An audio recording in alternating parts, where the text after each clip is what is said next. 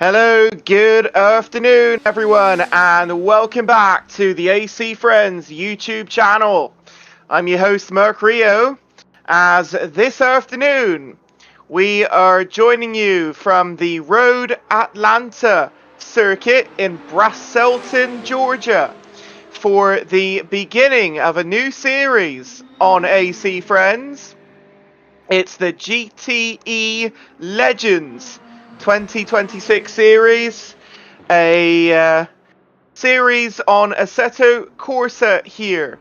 A 6-race series starting today, August 1st, here at Road Atlanta, and continuing through the remainder of summer and into September and October, where we culminate this series, race number 6 at Watkins Glen on October the 17th. Full of GTE cars, or maybe you would have known it as GTLM, back from the days of IMSA in the late 2010s and early 2020s even. Kind of got shafted by the GT3 category coming in and essentially being a much cheaper car to have a race team on. GTLM is indeed one of my most favourite classes of all time in motor racing, and today we get to see their brilliance in action. So welcome on in everyone, we hope you are enjoying. We are getting ready for qualifying in just a few minutes time. We'll let you know the details in a moment of what's going to happen. And then after, of course, the qualifying, we'll have a lovely race coming up. Sprint race. Not the usual endurance that you see on this channel, the 12 hours, 24 hours. No, folks. This is a 90-minute race coming up with no driver swaps, none of that. It's all individual sprints here. About 25 drivers, I understand, on the entry list. We might have one or two off. I heard there was a couple of internet issues, but we'll get to that in a moment. We also have some shiny new toys on screen to play with as well. We are testing the live timing view. You may have seen got debuted at the Le Mans 24-hour Classic a couple of weeks ago. And we also now this week have a new camera director. So some of it, maybe not all of it, some of it will be out of my hands this week, meaning we get to test and see exactly how well it does at following the battles, seeing when people crash. Generally everything the race is supposed to be. So yeah, we're testing out that this week. I'm excited. You should be excited. I'm not touching anything right now. It's literally doing it itself. It should be really, really fun and exciting. You should enjoy it, actually. Quite enjoy it. So, let's go ahead and get through the basics, and we'll say hello to some people in the stream chat as well when I get time. Might not have time early on here, but I will get a chance in the race for sure. Say hello to all you lovely, lovely people here at AC Friends. So, Michelin Raceway Road Atlanta has been around in its current configuration since 1998, has been a staple of the Petit Le Mans in IMSA, the International Motorsport Association, for many decades, concluding its calendar year. It is a technically 12-turn circuit. That is because some of the corners are like 10A, 10B, 12A, whatever. It's a 12-turn circuit. You kind of could call it 13 or 14, but whatever. That's the official numbers I'm going off here. So, 12-turn circuit here, and it's a 2.5 mile circuit, just absolutely perfect length, 4 kilometers if you are in metric. Race lap record by Christian Klein, the Austrian driver in the Peugeot 908 LMP1 back in 2008.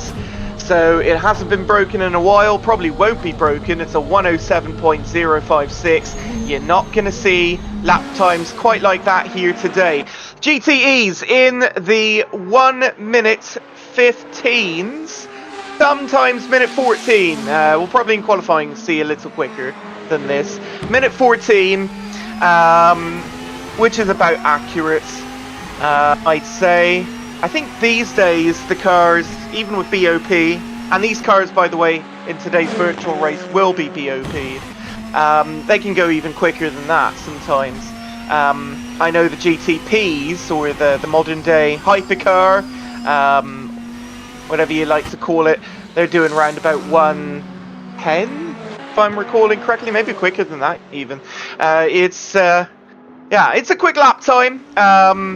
Actually very similar to CTMP. If you just watch the recent real life IMSA race there, you will get lap times fairly similar to that, actually, in this class of car. It's a similar length of track, very different kind of track than, say, motorsport, but it is one of my favourites, actually.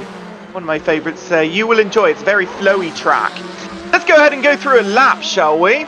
So this I will turn off the autocam for, and let's take a look on board, if we can, at the number 003 here, who, according to my live document today, as they head up the hill and into the S's, the 003 of Coach Eric Academy, the Dodge Viper 2016 GTE car here. So you go through the S's, downhill S's, into the left-hander here, and then you get a little bit of a mini straight, not so straight really, as you go down the little hill there, and into, and by the way, the names in the top right are incorrect. They're not to the correct track there. I did warn them about that and they didn't fix it. But right-hander here, I will try and get names if I can. And relay them to you. The S's are the known bits of it, 2, 3, 4 and 5. 6 and 7 is that couple of right-handers. Then the long, not so straight. Turns 8, 9. Then you come down the hill and, as you can see now, into Sector 3 and turns 10A and B through the Fox Factory Bridge, and then down through the final corner. Real big roller coaster, this one. And across the start-finish line, and then of course brake hard back into turn 1 again. Don't go off into the grass. It will be like a skating rink, and you will go off and into the barrier. Tell me how I know, because myself as a sim racing driver has done that before. If you've watched my personal Twitch channel, there is actually a clip on there you can actually go and watch me fail into turn 1. But this will be a absolute masterclass of a race, I believe. We're looking forward to good action. Here's looking at an Aston Martin GTE. Again, they had that for a little while, then they kind of moved on to the GT3 program. Obviously, you know, Aston Martin, heart of racing. Very popular and experienced crew there. Racing this weekend at Road America in the new 6-hour endurance race. Best of luck to all the teams there at the next round of the IMSA WeatherTech Sports Car Championship. Currently, the Michelin Pilot Challenge race is on. So if you want to go nick a look at that before coming back here, you can go and watch and see how that's going. Apparently it's in the rain right now, so that's really exciting. I'm going to have to watch back the replay later. But anyway, back to this. We got Corvettes, we got Vipers, we have Aston Martin Vantages. We should have BMW, yep, BMW M8, the big boy. You know, the memes, where they're just, you know, the absolute most massive car on the track. Ferrari 488 GTE Evo, which of course since was replaced with the the GT3, and then of course well, actually it wasn't replaced, they were there at the same time, excuse me. They was eventually replaced with the 296 in a GT3 only. Again, just the GTE and GTLM kind of just fizzled out as soon as WEC dropped it, as soon as IMSA dropped it, around about 2020, and COVID, of course. That was when it reached its demise. Porsche 911 RSR here in the 108 I see in the field. Ford GT, I know that Sasha is driving, obviously, the man that makes it all happen. That is going to be a hell of a race car to drive, the Ford GTLM. Right, so end of practice, and we're getting ready for a 15-minute qualifying session. Everyone is going to be going out at the same time. This race field was limited, by the way, to, I believe, only, was it platinum and gold drivers, if I'm not mistaken? Gold or platinum license on ACF. Yes, I did confirm that. So that means all these drivers are very first. There's no one that's a rookie here. Everyone knows what they're doing.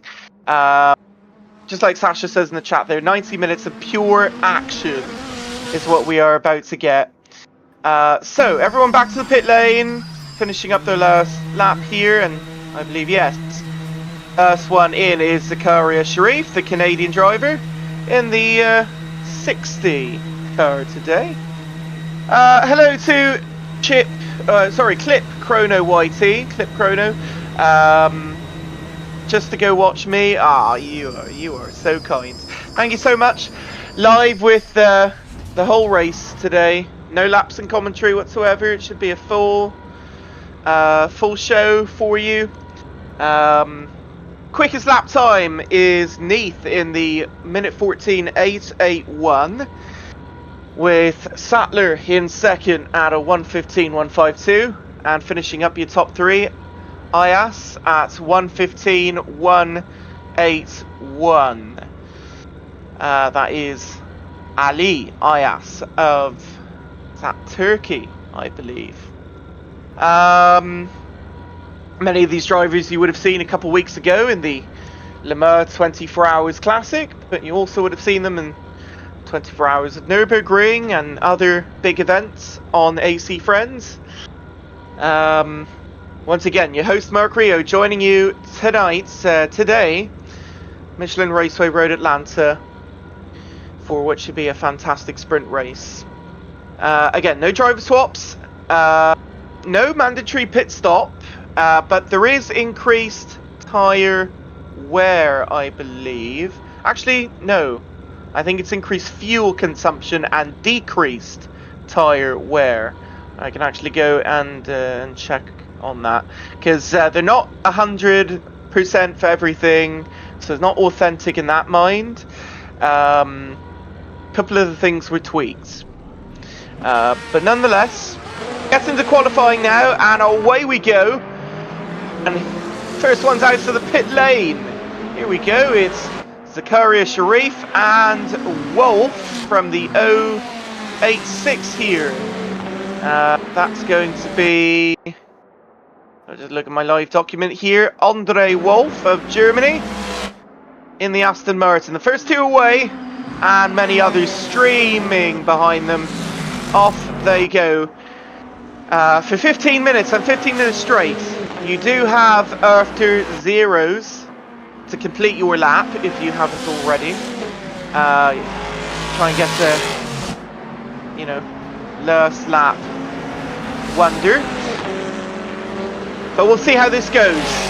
Will grip decrease over the course of the qualifying? Will people come in and get a change of tyres? Who's going to gamble on strategy here in the qualifying and get that big lap? You get pole here, you're going to have a really good chance at being up to the top of the end of the race. So we'll try and look for the best sectors as we go along. Look for best laps as well. And indeed, it's already showing someone crossing the line. Some people cross the line. And again, this is done by best lap, so I don't know if the timing tower is fully set for it yet. It's set in race mode, not necessarily qualifying. But let's take a look at some lap times here as we get the qualifying underway. I also have my live timing website open as well, so this will help dramatically. Luke Scholes is topping so far in the 054, 1:14.630. Everyone on the same compound, by the way. S8M, those are, I believe, Michelin mediums, if I'm not mistaken. Someone can correct me if I'm wrong on that.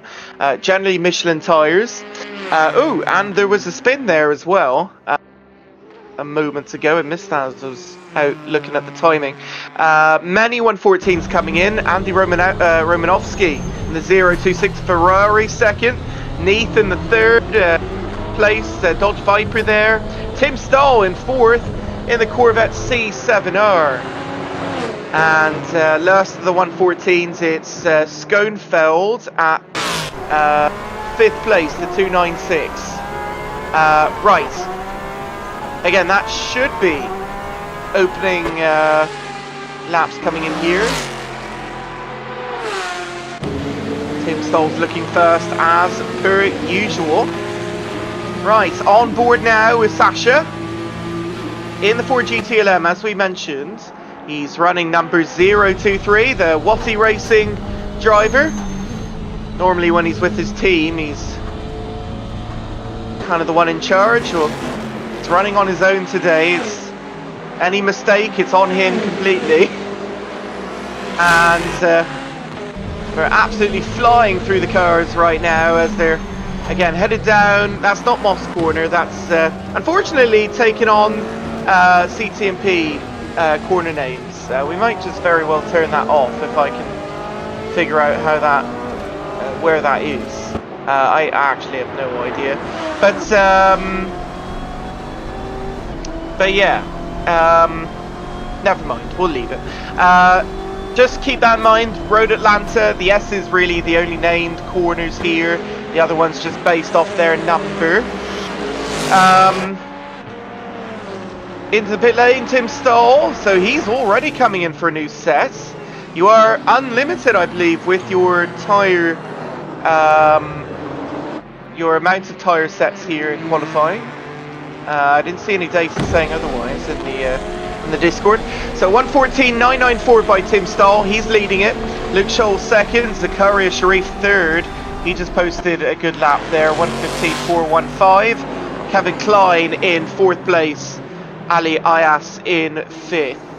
That's your top five at the moment. There is still a couple of cars without a lap back in 19th and 20th. We were expected to get a few more cars than that so far, but at the moment they are not yet in the server. So whether they are going to make the race or not, we'll have to see. We might only be on 20, we'll see.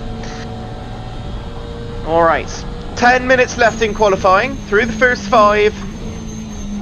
Things are looking good. Track is nice and dry today. We are not expecting any weather, although it is rather cloudy looking in the server. It's not going to be all sunny and beautiful like it normally is at this circuit.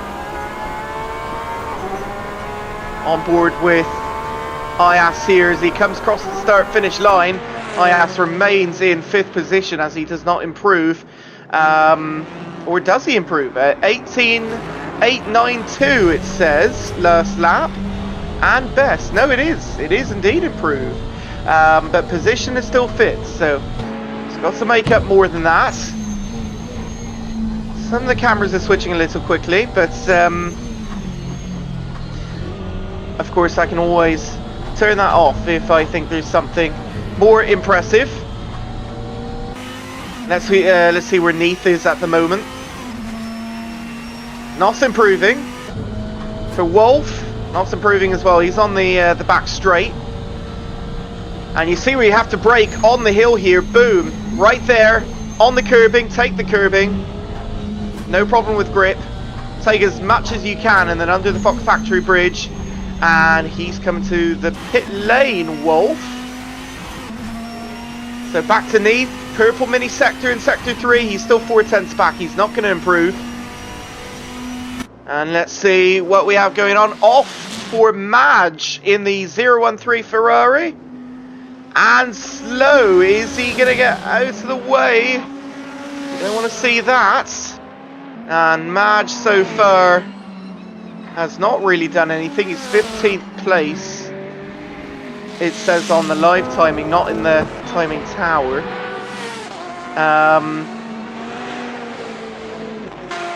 Right, he seems to be out of the way now then. Off for Russell. And, oh, that is one of the Corvette C7s off. He'll have to get going again. That was at the bottom of the S's. He must have got that corner quite wrong. Quite wrong indeed. Wolf will head back to the pit lane. So, again, how we are looking halfway through qualifying here. First place is still Luke Scholes. Kevin Klein is now second, the very first driver from Germany. 197. He'll be driving today. Off by less than half a tenth. Tim Stoll in third, and Neath.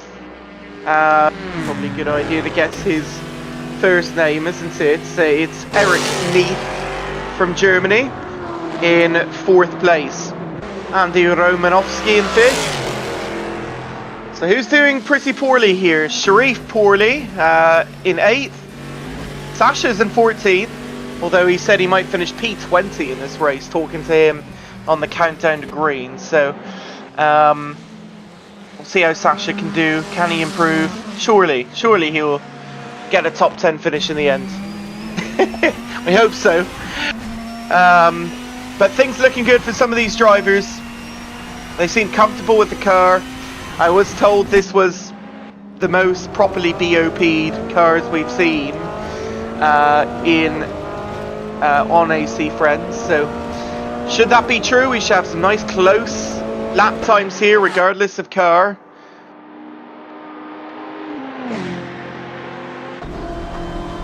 Romanowski looking for more. Oh, getting it wrong is Clock in the 046. And the Clock is off. Can he get it going again? Appears, yes he can. Good for him there. Right, how are the leaders doing?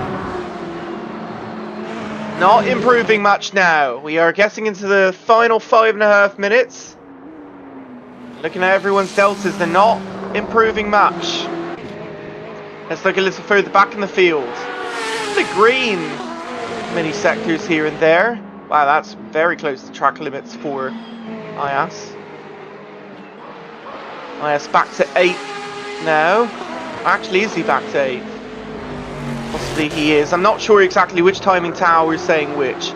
It says IAS in 6th on the other live timing, so could be 6th or 8th, I'm not entirely sure. Yeah, it shows Bunge in a 116 further ahead, so that's obviously not right. But anyway, I believe the one on the website is more correct than the timing tower. Just keep that in mind for now. Still work in progress, major work in progress. Green sector 2 for IAS. Let's have a look at him crossing the line.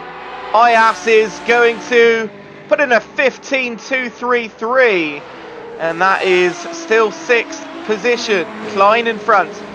Neath is second. Tim Stoll in the 072. He puts a pole lap in recently, a 14.667. And collision. Is that for Klein? Yes, that little bit in red next to the car indicates that there was a recent collision, either with a car or a barrier. And indeed, Klein did go off the track there and had a bit of a moment. So that will end his lap there. Tim Stoll crossing the line. Starting a new lap right here. Previous was much slower. The 072 Corvette, lovely stealth delivery, I must say. What a racing driver. I mean, he's got a 10th on Eric Neath. Can he pull out anything else? Can Neath pull out a response? Previous lap, nowhere close, was a 15.5. So let's see if he can do anything. Anyone else purpling at all? I'm not seeing purples in live time. I will be honest.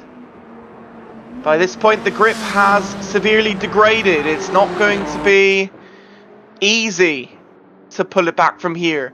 And I just saw the 108. Was that a penalty? Or was that something about disconnection? We did lose a car there here in qualifying. The 108. And I honestly, folks, cannot tell you what car that is until I look it up. And where they were. It was IAS. 108 was IAS, interestingly. It said something about a penalty. Pit in. Perhaps, yes. That might be it for his qualifying. So IAS is pretty much out of this battle here for pole. Anything here from Neath. A 15.666. Nowhere close. I'm not seeing anything here. I think Tim Stoll is going to hold on to this fairly easily. It's Neath, then Romanovsky. What's Andy doing right now? A 14.901 previous lap time. He's still carrying on. Maybe there's something he can do.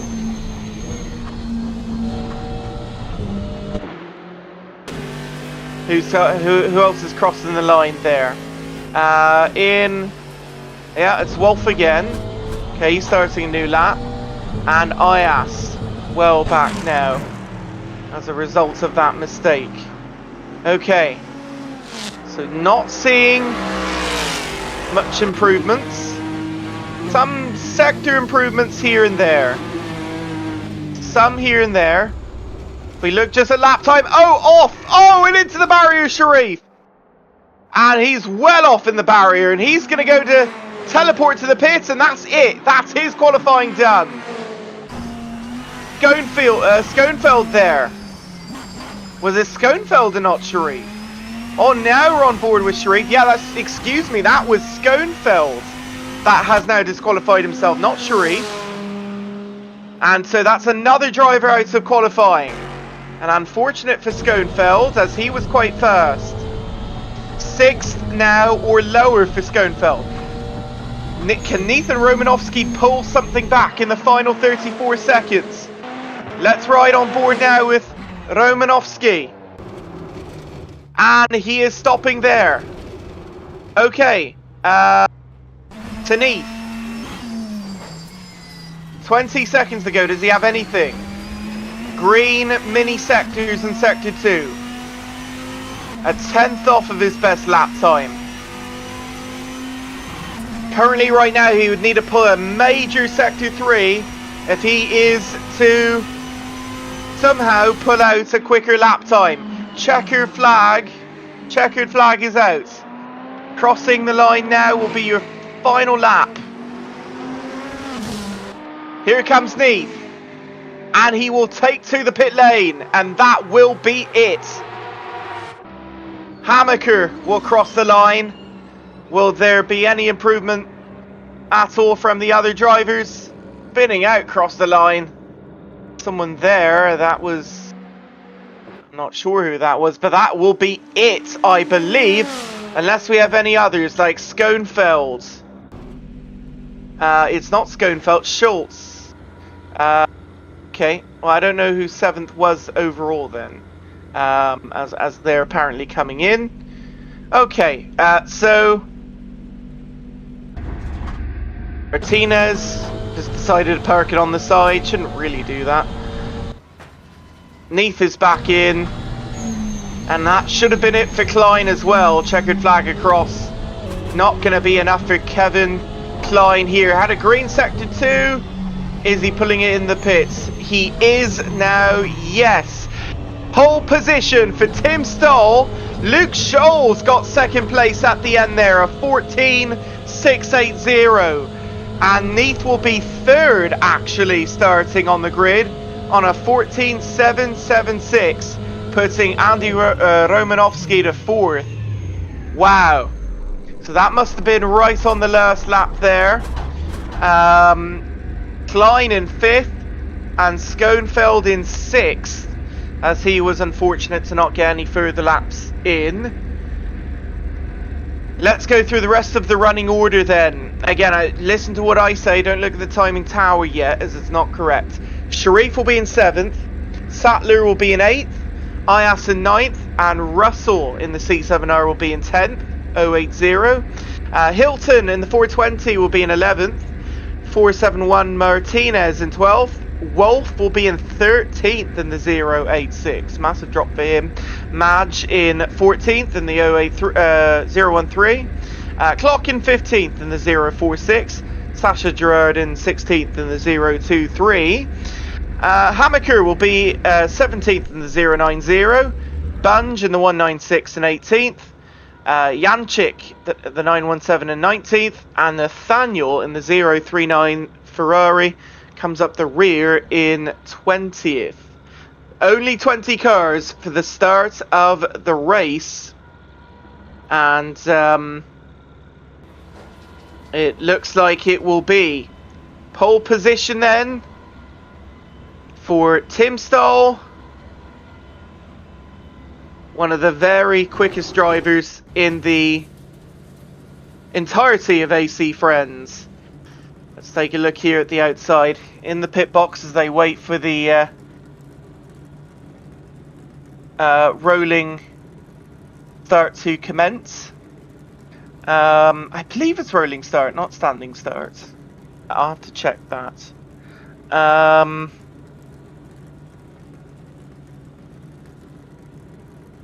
Let me go to race briefing and just quickly check and see. Should be, but lovely livery that one. What elf? Lovely GTE logo as well, by the way. You guys see that on the top left of your screen. GTE Legends logo. Looks very, very nice. Jack Richardson, welcome on into the stream. Hello. Reacting to the very chaotic qualifying. Okay, here we go. Right. On to the formation lap we go. Tim Stahl to lead it. Schultz second, Neath third. Now the timing tower looks correct. That's how they will lead it to green. You see a little yellow there? That's on the timing tower. That's for the type of tyre that they're using. They're all medium tyres. And set this to interval, and well, maybe not yet. We'll set it to interval in a moment, and once we cross the start-finish line. That's a known bug in timing towers. They don't have anything to compare it to yet, so it glitches out. But once the cars start actually going, and they actually have this point on track and that point on track, then we'll be able to get a proper reading of the time. The interval time, or indeed the gap time as well, which we now should have working, and be able to broadcast to you throughout the race.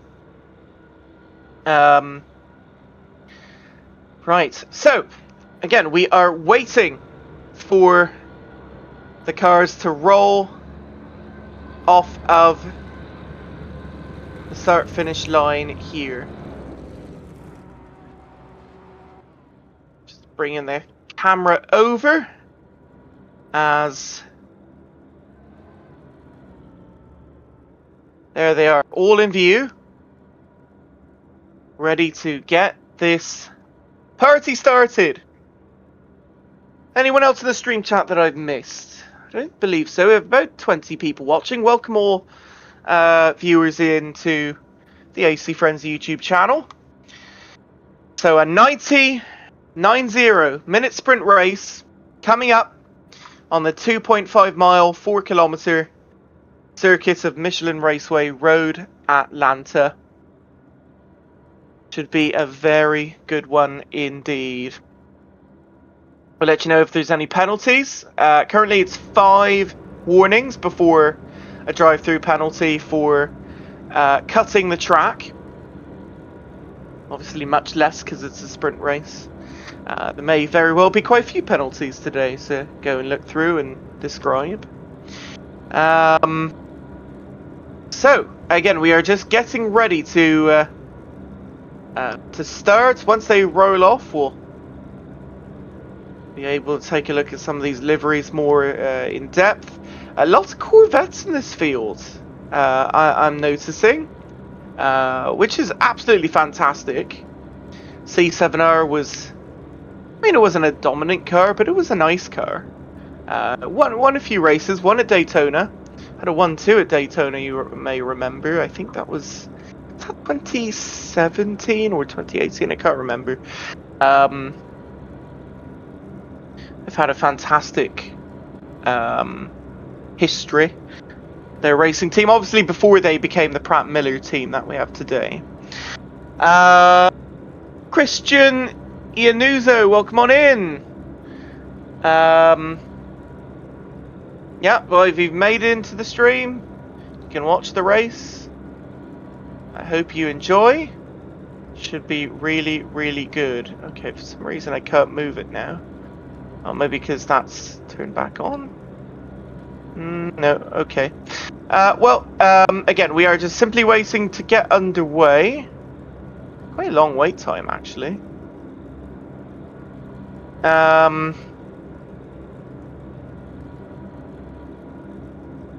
No long stops, by the way. Absolutely zero long stops. Not talk about any of that today. You can pit if you like, short stop pit, but that's only if you kind of get your strategy wrong. If you go full on the fuel, you may very well make it to the end if you get things right. Full course yellows are an option. There is race control, but whether it actually gets used or not is the question. I hope everyone's careful into turn one. I hope they don't go off into the barrier right on the hill. It'd be quite funny, but it would also be unfortunate to see. I'm trying to count out how many Corvettes we got. At least 5. Looks about 5. We have a couple of Porsches, a couple of Ferraris, Aston Martin, BMW, quite a few Fords as well. I counted 3 Fords, a couple of Dodges. We didn't really see Dodge and IMSA though in the later 2010s. But they did have a GTE, the Viper. Just wasn't as well known. Right. So 2:52 p.m. Eastern Time if you live on the east coast of the United States. If you live in Germany right now, it would be, I believe, 8:52 p.m. So a rather late race for some of these German drivers here, as obviously lots of AC Friends is German dominated. I'm sure the drivers are getting restless now. Alright, we hear some revving, and here come the lights. I think it is a standing start, 5, 6 lights. It's lights out, and away we go then. It's a standing start, not a rolling start, and off we go as we head into turn 1. Leading is Tim Stoll into the corner, and away they go round and off already. 3 cars off, more than that at the back, about 4 cars off. Who's that? Romanovsky is off the track, one of the big ones, as they head into the S's for the first time. Massive changes in the order right off the start, and as I told them to avoid it, they didn't listen to the advice, and away they go down the order. And already as we head into the right-hander at the bottom of the hill, it's Stoll first, Neath second, and Luke Scholes in third. With the biggest losers, obviously, Andy Romanovsky and Ali Ayas has a stop-and-go penalty plus 10 for something. I didn't see what exactly it was. Down the hill they go. Into the little bus stop, you could kind of call it. For the first time, through the Fox Factory bridge, and they cross the line with Tim Stoll leading by about a second on Luke Scholes here, as obviously this time it will be a much better entry into turn one as you've gotten your tyres a little warmer. You had no chance to warm your tyres as it was a standing start, not a rolling start, so I do apologise for that error on my side. Ayas is into the pit lane, and so is two others, Bunge and Janchik, both coming for repairs for them. And obviously Ayas, should he not be stopping here, he shouldn't be, he'll come in for his stop and go penalty. Right, what a start, what a start. It doesn't appear my gap is working correctly here. That's showing, I think, interval instead of gap, so that is a mistake, but maybe it's not fully working yet. But we got about a second. Scholes to Stoll, very close between the top six, and a couple of seconds then to Madge in 7th. Right to the back of the field there, you see Sattler trying to do something through the start finish line. And the quickest lap of the race to begin, a minute 15.787 from Tim Stoll. That should very much increase as we go along in this race. What a start though. And another taker to the pit lane early, Janchik. Is he going through again? Did he have a penalty of his own? Or is that just him finished his pit stop? Is he a lap behind already? I wonder. Purple sector 1 for Neath. He'll start to gain on the two leaders.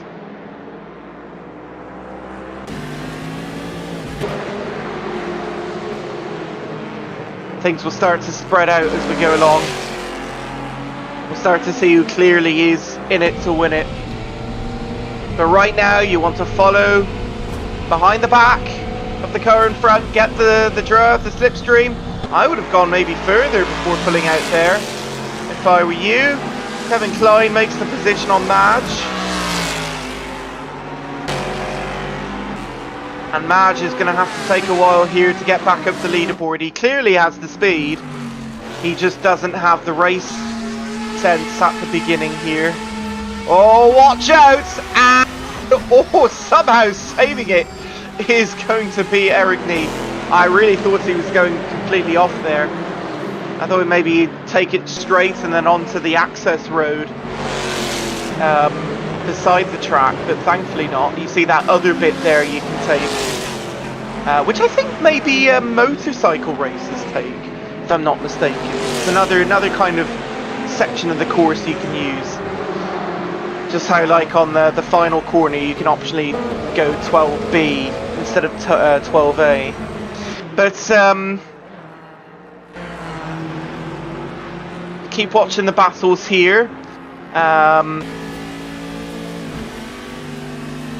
On board with Russell from Great Britain, who is managing in 6th place. Lee Russell. Didn't want to say the first name until I remembered it on the live document. Lee Russell's the first guy. Not generally talked about. Generally just passing mention in the endurance races, but and well off, and that will be a spin. It is going to be the 296 of Schoenfeld, and he's losing time. He is absolutely losing time. Oh my goodness, watch out. Wish I had a few more seconds there, but Schoenfeld losing a bunch of positions. He'll be down to 14th now on that major mistake. But yeah, Lee Russell, he is fairly underrated, I must say. Fairly underrated. We'll get back to him and the others later. But back to the battle in the mid-pack. Looking very close from 7th down pretty much to 15th here. They're all in a big freight train. Looking at the quickest lap so far. Here they are. And it's still Tim Stoll as of right now, with Kevin Klein with a almost equally quickest lap.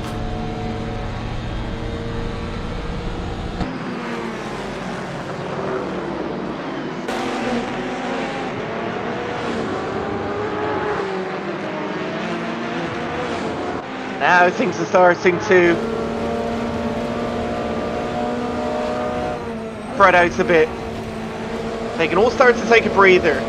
By this point, when I'm at Road Atlanta, I'm like, alright, chill out, hit your marks, and only go for the overtake when it feels sensible. No funny business.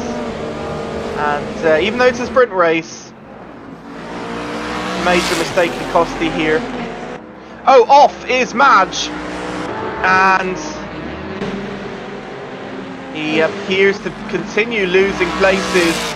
He is down to 16th. Oh boy, a huge collision and off for the 052 of Sattler.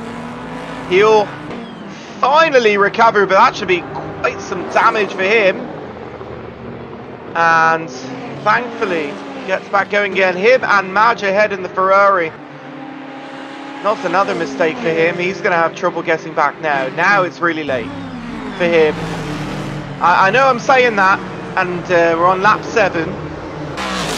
Right, we're only, what, 10 minutes in the race? But that's a major oof right there for Madge. I don't suppose I can click it to get the time view back? No, I guess not.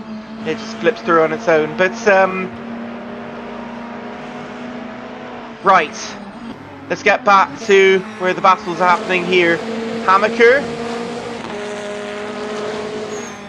13th position now as clock is off. And appears to have now regained back on again. The 046 keeps moving rather quickly. Yeah, he might have had a moment there at the beginning of the lap. Oh, and another off there as well, and really taken to the runoff as well. Was Hammaker. Wasn't quite how you do that corner. I mean, yes, you do take runoff, but you don't take quite that much. Not quite how you do the corner.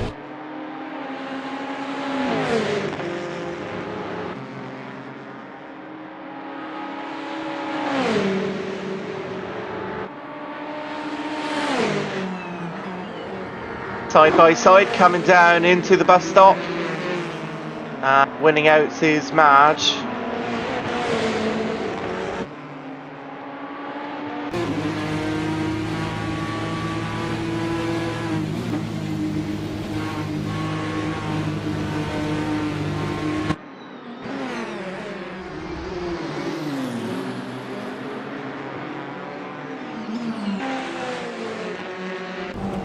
Into the pit lane is Clock again. He's going to lose more positions now. All of them 17 through 20th have had issues so far in these first 10 minutes. Let's take a look to see how warnings have been going. I'm sure some of them already will be approaching the 5. Actually, it doesn't even say on the website on the live time. It's not updating. It's supposed to, but it's not. But I imagine by now there's got to be some with 3 or 4 cat warnings. Another quickest lap for Tim Stoll, a 15.218. Well, he is going to hit that 14 at some point. Jack is cheering on Sasha in the stream chat. Thank you, Jack, and I'll let Sasha know once the race is over. He's going to actually be watching this back tomorrow on a little watch party, so hello into the future, all of you party goers in the Discord or wherever you may be. If you're watching in person on a watch party, that'd be more fun. Invite you all together and watch the race back. That'd be pretty fun. All the German drivers. Off Nathaniel, and his Ferrari takes a bit of an excursion on the grass. Must have gone too deep into the bus stop there at the long straight.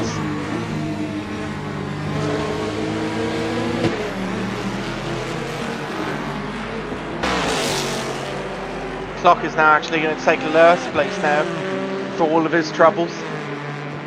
So Romanovsky, he wants to climb back up the leaderboard, but he has some work to do. 7 seconds, 6 seconds back of Russell. Ayas making the purse on Nathaniel into the S's.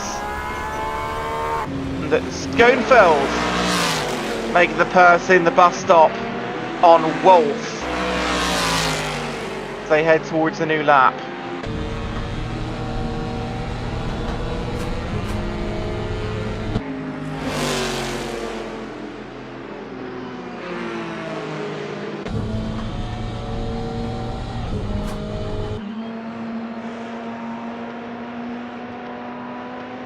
Couple battles on track within a second now. Martinez, Hamaker and Sattler. Those towards the front have spread out now. 4 seconds, 3 seconds, Scholes and Nathan Sharif.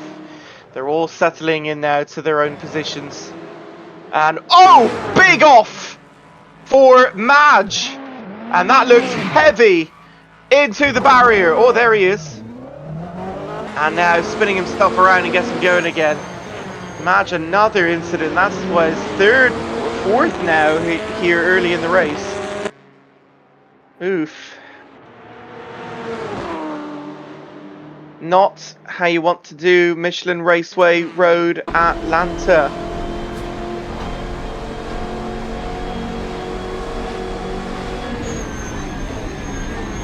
So checking the live timing, we still have quite a while to go in this race.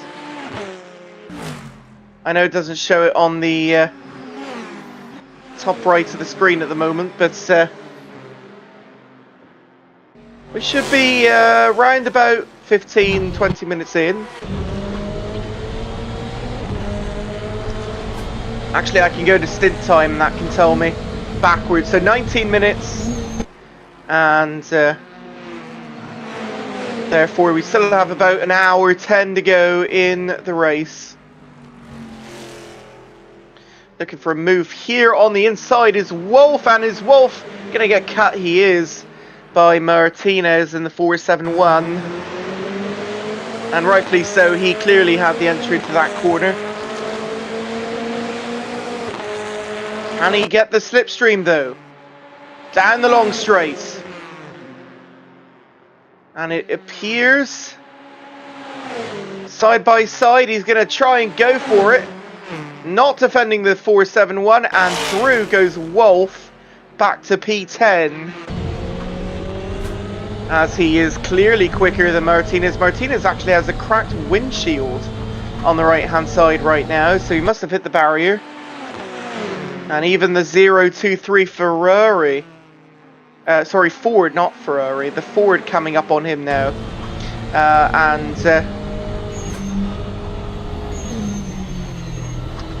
Oh, lock up.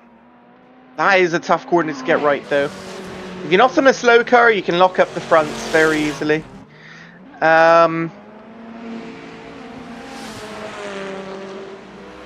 Wolf still has about 3.5 seconds to Schoenfeld. Though I'm surprised there's still P9 after all of that beginning the race.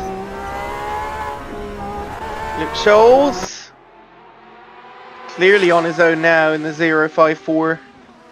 He oh, Tim Stolgan got another quickest lap, so Scholes to match. Scholes a 15.317. Wow. That is quick. So can Scholes continue to get quick laps like that and catch back up to Luke Scholes? Sorry, to Tim Stoll rather. That is the question. Nathaniel into the pit lane in the 039. More issues. Hamaker gets his quickest lap of the race so far. For him, it's still a 16.630. He's well off the pace. Needs to pick it up. Madge is trying to get back his positions again. Martinez to the pit lane alongside Nathaniel now.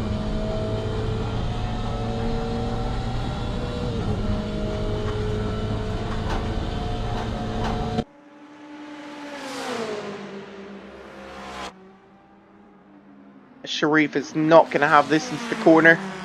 Certainly not.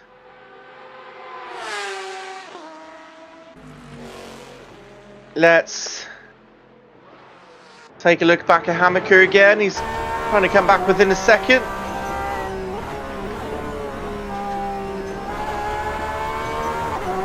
Not improving much on that though. And Klein trying to catch back up to Sharif again as well.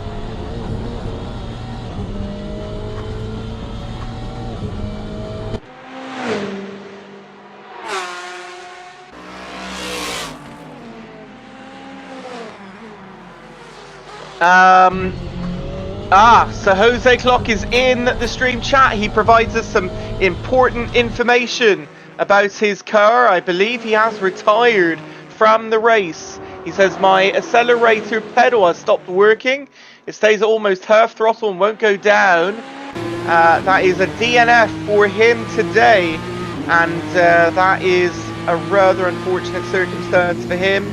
He will finish in P20, last place in all of the fields. After only, it says for him, only 7 laps he completed of the race. That is rather unfortunate. I'm sorry to hear that, Jose. And, or is it Joseph? Joseph Clock, not Jose F. Clock. It's Joseph Clock, rather. Excuse me. I was reading off the chat and I was thinking, oh, is that a middle initial? No, it's not.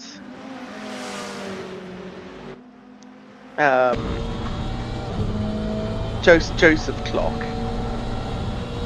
From Austria, by the way. Actually, might not be pronounced Joseph either then. It might actually be pronounced Yusuf, I think. Yosef Clock. But anyway, name pronunciations aside, back to Klein and Sharif. It's automatically doing this on its own. I don't have to touch anything here, which is the good part of this new camera. I can watch and see how well he drafts. And look at him come. He is going to go side by side now. And into the corner. It is going to be still side by side with the advantage to Klein. And Klein is going to keep P4. Sharif will have to try again maybe. Down in Sector 2. Maybe the bottom of the S's, but I doubt it. There is some passing areas in this circuit. Bottom of the S's. Down here it's what comes up here, which is turn number 6?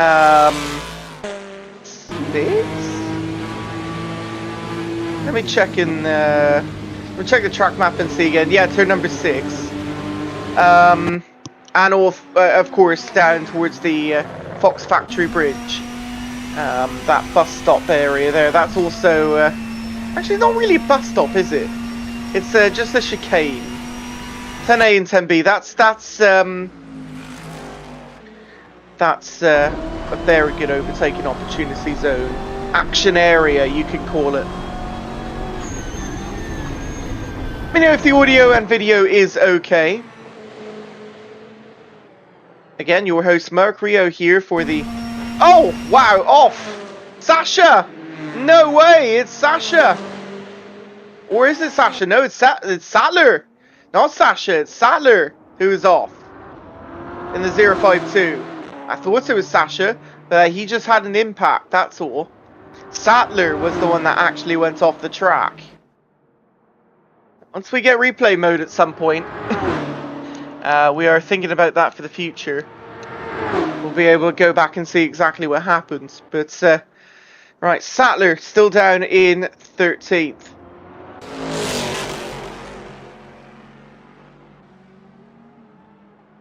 Lots of mini incidents here. Now, if something happens to Stahl or Schultz, that's going to be more exciting than the rest. If an incident happens to them. Hopefully not the commentator's curse, but you never know when it's bound to happen.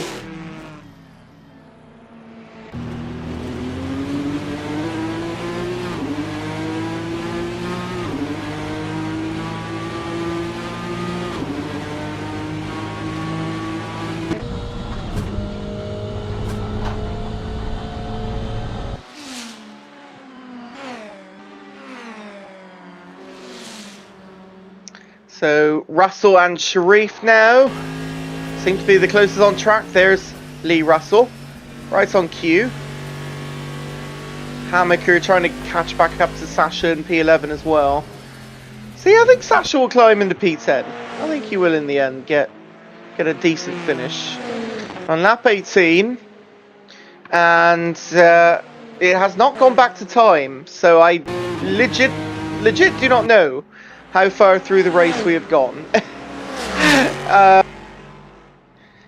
Not to worry though, we can deduce it by stint time roughly. So we're about almost half an hour into the race,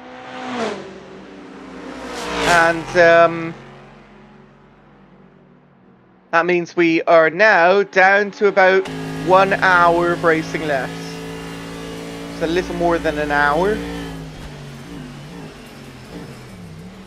Russell's not going to have anything there.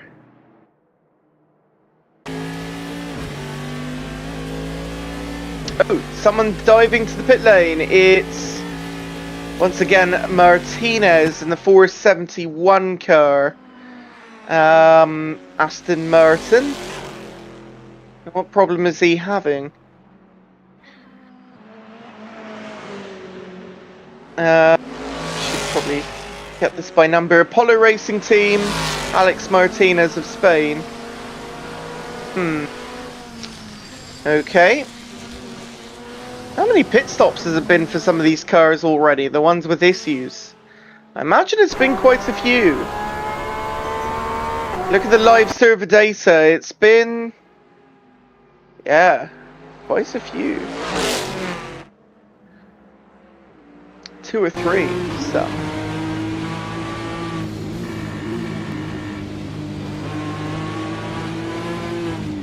Purple mini sector for Schoenfeld. Can he make anything else out of it though? I don't think so. I think he's gone very slow into the next section. Luke Scholl's quickest lap, 14.848. That's what you like to see. That is clear of Tim Stoll by about a tenth of a second.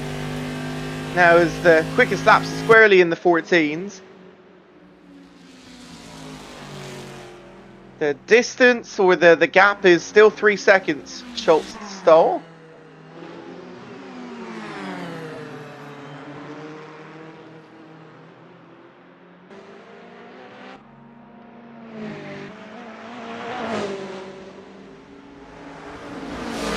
Let us know what your favourite moments of the race is in the stream chat. And also, let us know your driver of the day as well. We'd like to kind of keep a track of that throughout the 6th race series. And I don't think there's any prizes for any of it, just for fun. Why not? We like to hear what the community has to say. Oh, off into the sand is Nathaniel. And oh my, a big off for the Triarci liveried Ferrari. Normally would be like a 062 number in real life IMSA, but running the 039 here. Nathaniel has a drive-through for cutting now as a result of getting off the racing line there, taking the access road. Oh wow, and that was a really naughty thing there on... was it Kevin Klein? I think it was. Naughty, very, very naughty there. Or was it somebody else? They looked like the Aston Martin, but naughty for Nathaniel. Drive-through penalty now for him, and he's still letting traffic go.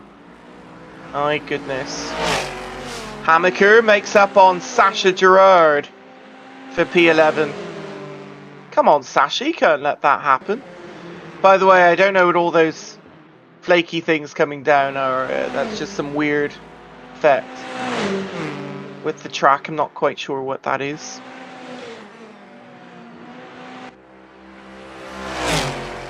Schoenfeld gaining back on Wolf. Or is it Hilton, rather? Mm.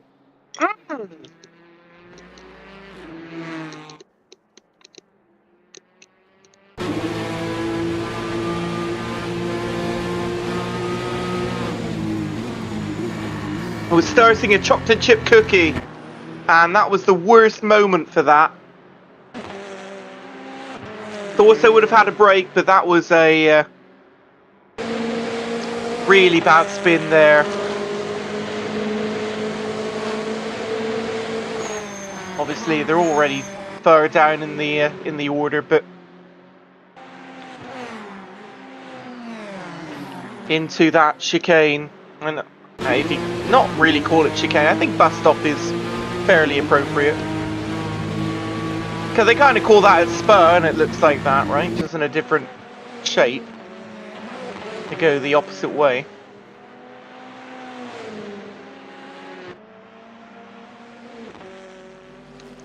Janchik's surprisingly not lost anymore. He's repaired his car, he's back out, and other people around him have been having their own issues.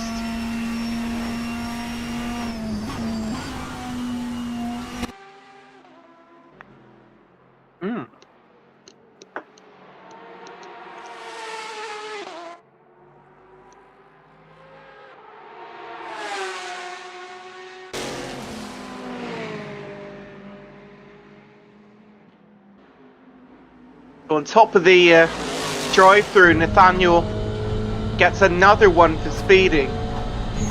That's going to be 2 penalties stacked on each other. Just going from bad to worse. My goodness. By the way, I'm only eating this cookie because I'm hungry. I haven't had food in a little bit, so sorry about that. Normally I wouldn't be eating during live broadcast so much, but when you got to eat, you got to eat. Really good views here. Once the race gets settled, everything looks nice. It's just kind of at the beginning, it's a little harder.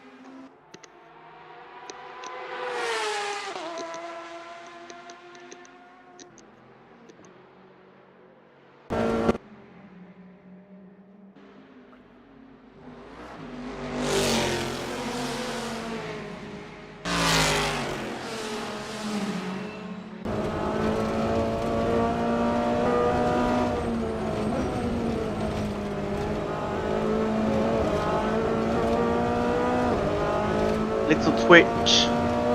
Sharif or Romanovsky, sorry. Trying to catch Sharif. Sometimes you can hit that curb on the outside and unsettles the car a little bit. It's a bit raised. Just need to know how to hit it the right way and avoid a spin.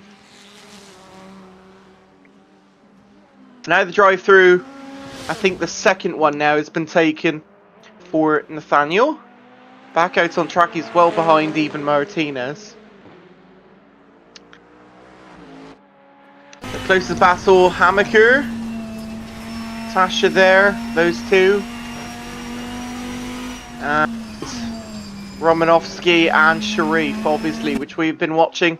Romanovsky 0.2 quicker on that previous lap.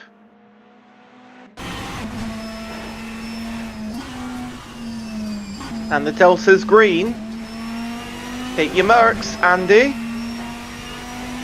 Or if this is now Janchik, excuse me. Back to Andy. No, it's Delta's red again.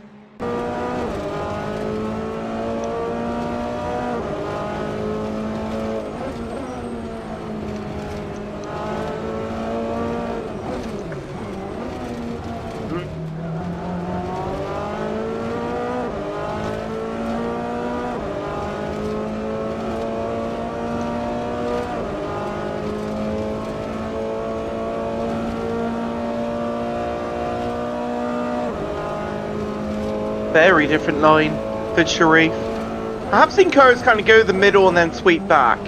I have seen that. It's generally the quickest line. But Andy was like, well, I'm going to just hug the corner. Try and take the shortest way round. And look at this now. Now we have a real battle into turn 1. Purple mini sector. But had a break as Sharif held him up. Andy had a real good run into turn 1. Had a really nice sector 3 exit. Proposian down the hill into turn 1. Oh, and it's a little further off there. You don't want to go too far off. Romanovsky managed to save it. There is runoff there now, thank goodness. Back in the day, that would have been gross, and that would have been a horrible accident. Very different nowadays.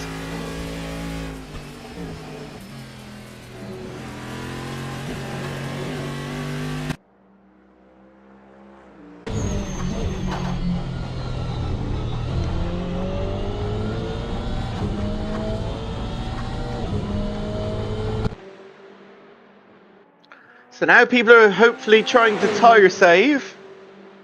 Keep as much grip as they can for the end of the race.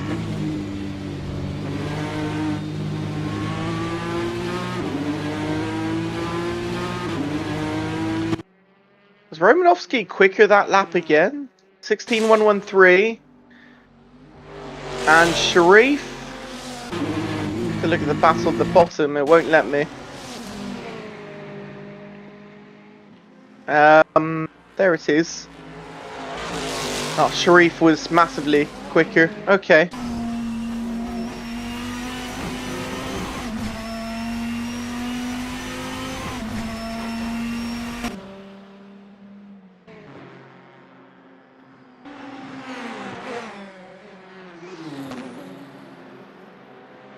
Big lockup for Sasha.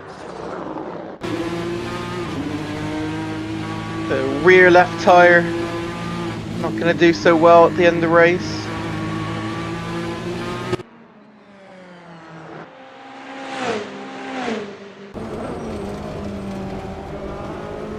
Romanovsky actually seems to be losing a bit of ground on Sharif now as the battle continues going round.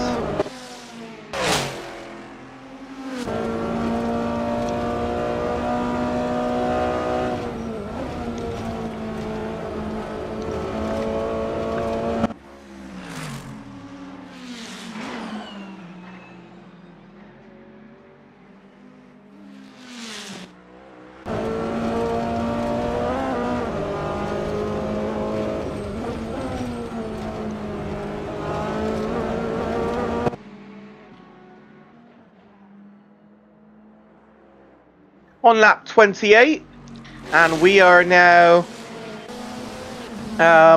40 minutes, little more than 40 minutes into the race. Oh, that's interesting. Stint time is different for a few others. Come into your pits and then come back out. That's time since pit. So,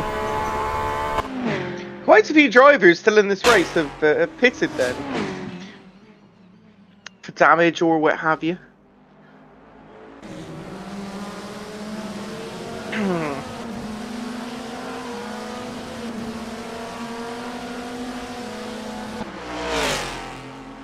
Looking for the move into T1 now. Give me that view again. Give me side by side. Romanovsky on Sharif, and there they go. A swap complete. Romanovsky clearly the quicker driver in the last few laps. Gets ahead for P6. That's what you like to see. How about Sattler and Hammaker? Hammaker's gonna keep it easily.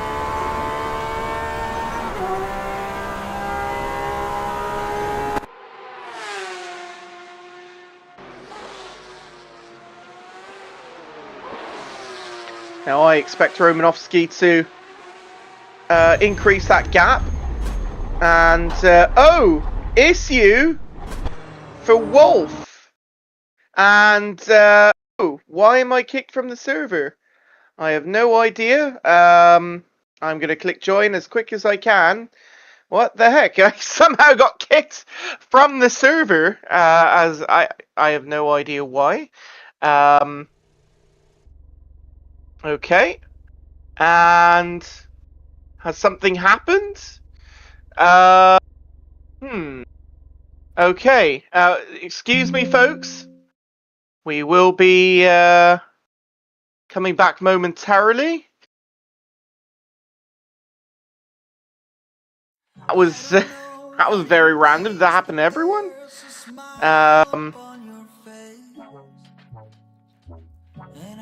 Okay. They still going. Right, I'll try and click join one more time just to see maybe if that was only on my end. Maybe AFK rule. I honestly can't tell you. Right, am I back now? Oh, but I don't see anyone else. So okay. Oh, now I see other cars. Now I see other cars. However, they are from the pit lane. Tim Stoll's coming out to the. Okay, this happened to everyone. This happened to everyone. This is a server crash, and I believe, I don't know if you guys can even hear me right now, as everyone seems to be rejoining the server again, or at least 3 people are rejoining the server. We will figure out the resolution in a moment. Stick it right here on AC Friends, the YouTube channel AC Friends here. We'll be back in a couple of minutes.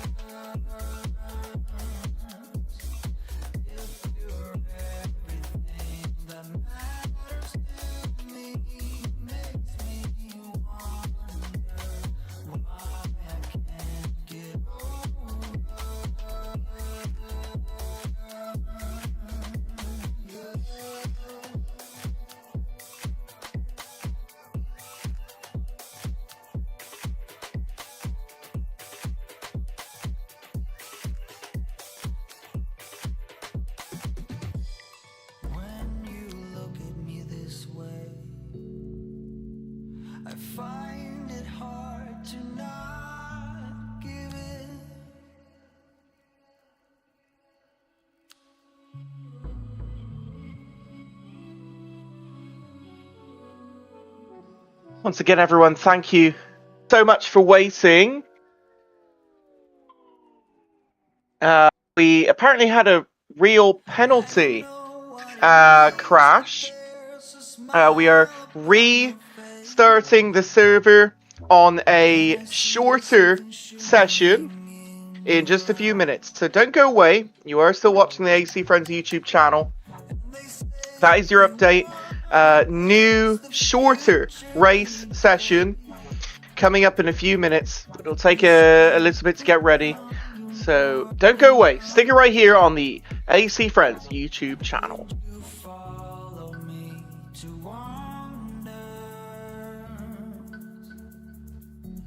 Take my hand and walk beside me in a world of thunder. Fear is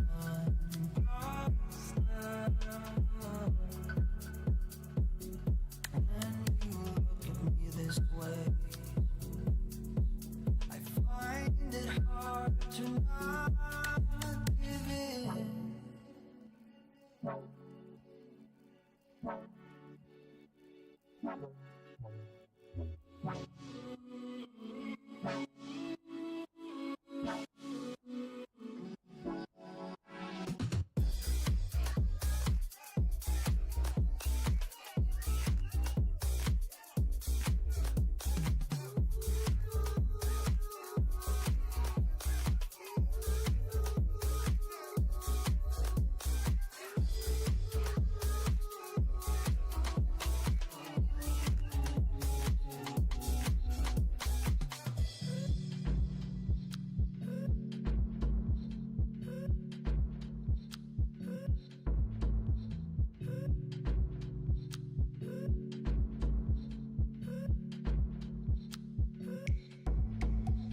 So the days became weeks, it felt just like the night before. You were slowly fading in my mind.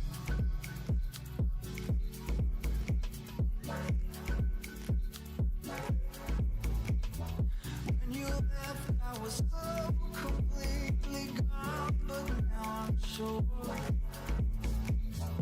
you were some of the best of things, the best of things, the best of things to find.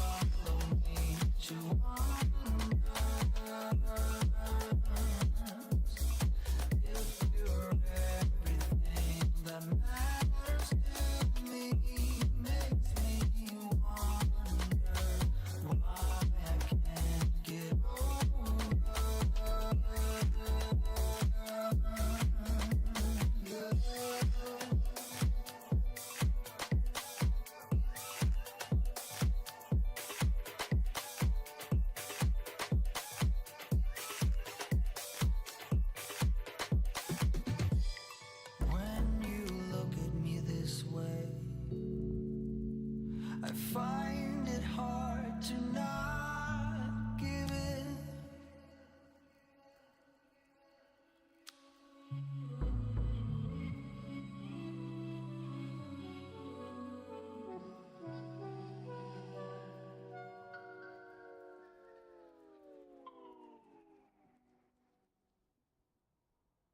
I don't know what it means, but there's a smile upon your face,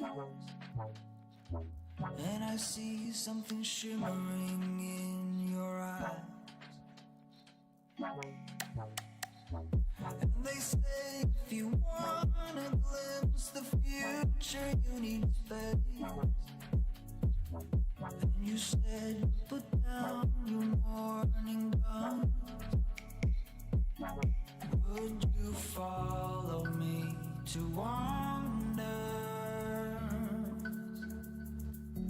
Take my hand and walk beside me in a world of thunder. Fear is impossible. When you look at me this way, I find it hard to not give in.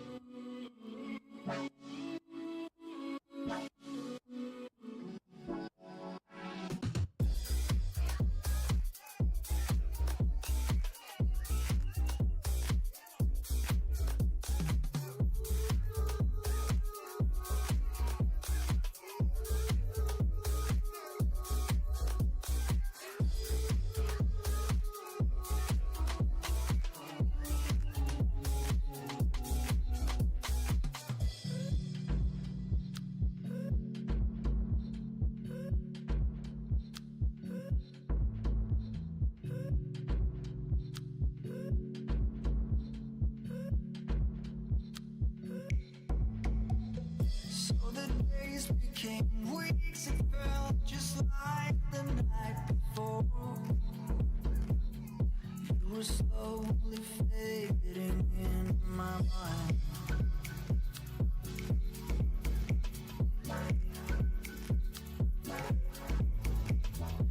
When you left, I was so complete. Once again, everyone, thank you so much for waiting here. It's still taking a few minutes.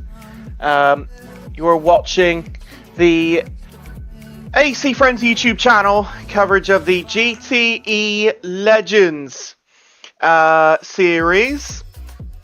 First of 6 races, and the first one here from Michelin Raceway Road, Atlanta.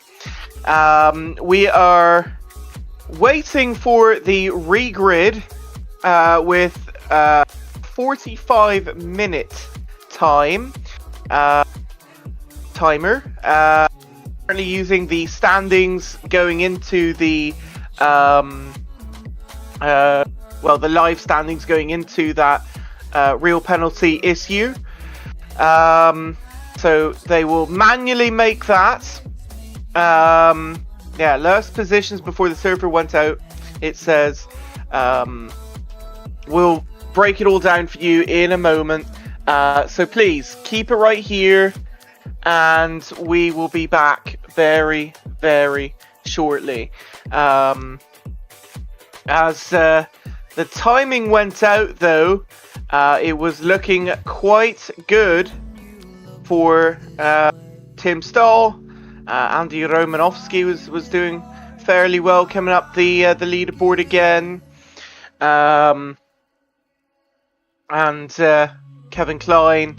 We're waiting to see what the exact leaderboard's going to be, the exact starting grid's going to be, whether it's taken from previous lap or exactly when the server went down. We are still waiting on it. I'll let you know when I have that detail. Okay, so it is 45 minutes. Server starting soon, I've been told, and they're going to switch into the race session automatically. It'll take a couple of manual click-throughs to do that. And the entry grid is to build on the race result before RP crashed, which they have a downloaded CSV of that they can take from manually to rebuild from. So it's not going to take too long, thankfully. But please, just keep it here. Only a couple more minutes to go here on the AC Friends YouTube channel. So next time you'll hear me is when we are getting ready to roll off again. So keep it right here. We'll be back in just a few minutes.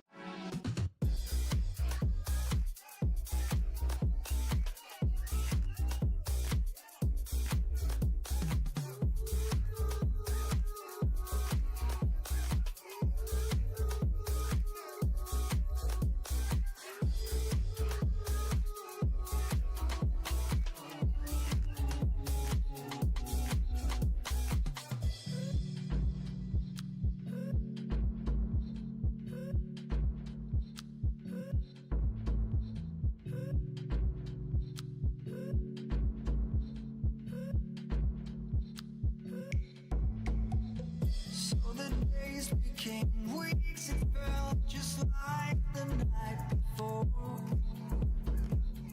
You were slowly fading in my mind.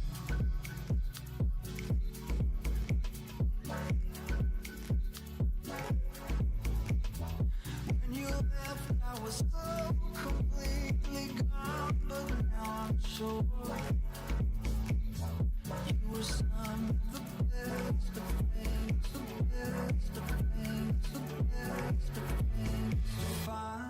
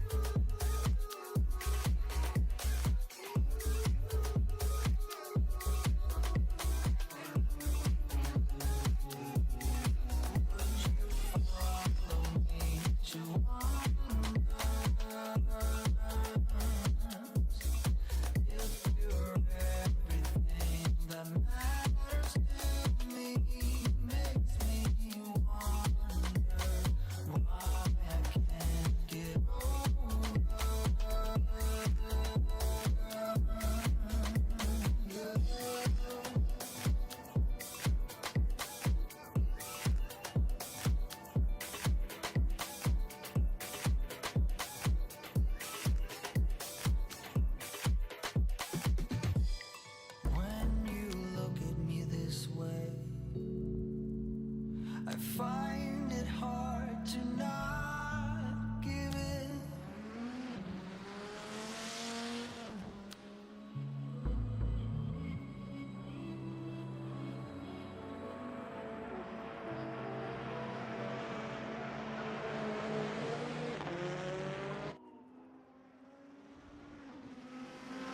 I don't know what it means, but there's a smile upon your face, and I see something shimmering in your eyes.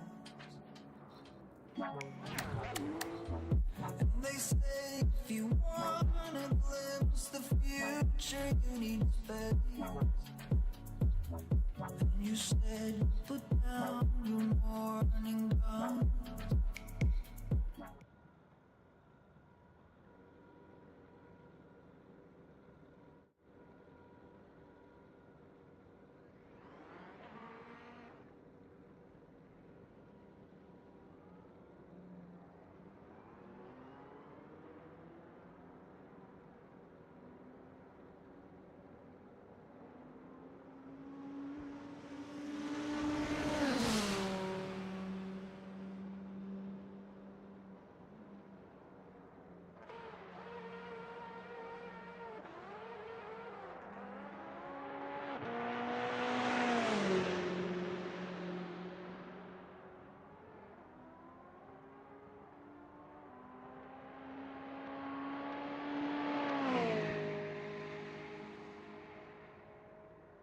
All right, hello everyone. Welcome back. We hope you weren't too bored on that little pause there.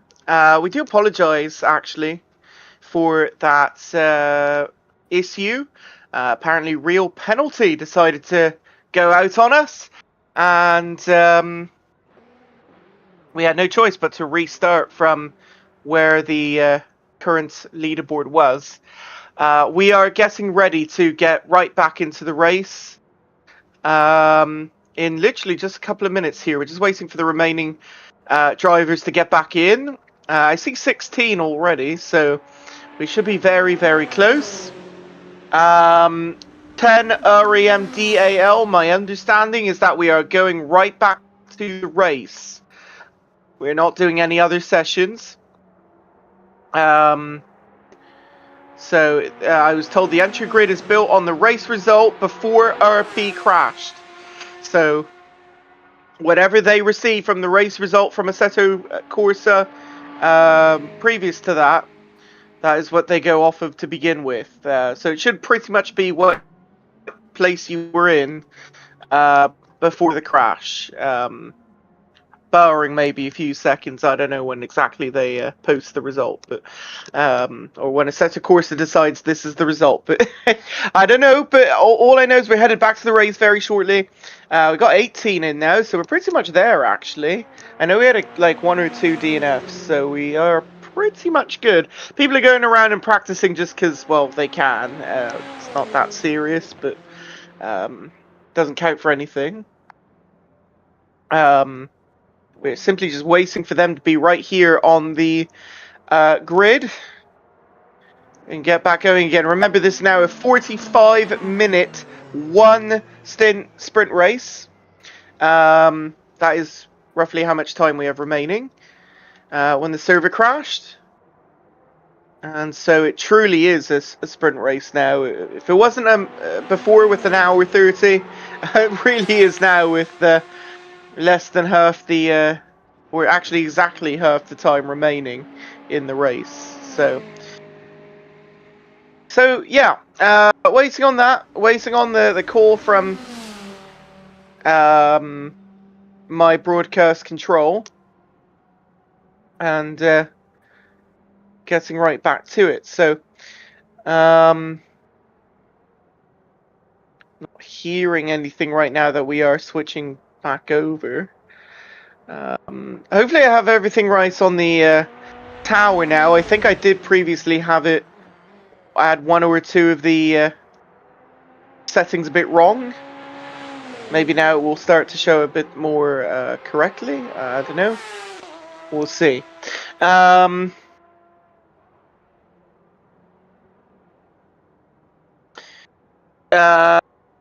DAL says I popped in a bit late, and I don't know if it was already given. If I already given some info about the car.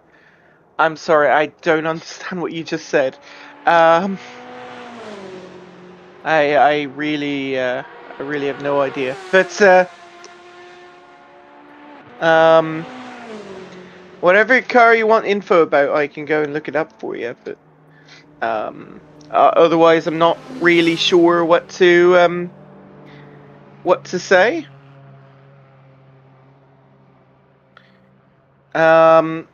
Are they just letting this 3 minutes count down, then, I guess?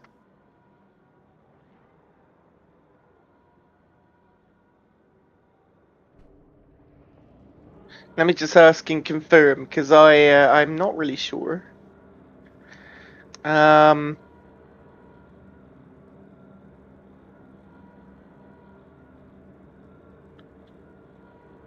no, we're not. Now we're coming on to the grid. Alright, so everyone get their setup back on, get back on the grid. And away we go for 45 more minutes. Fantastic news. I think everyone's ready to get back going again. Get back into a flow. All that flow they lost, actually. This actually is an advantage for some. This is almost like a full course yellow.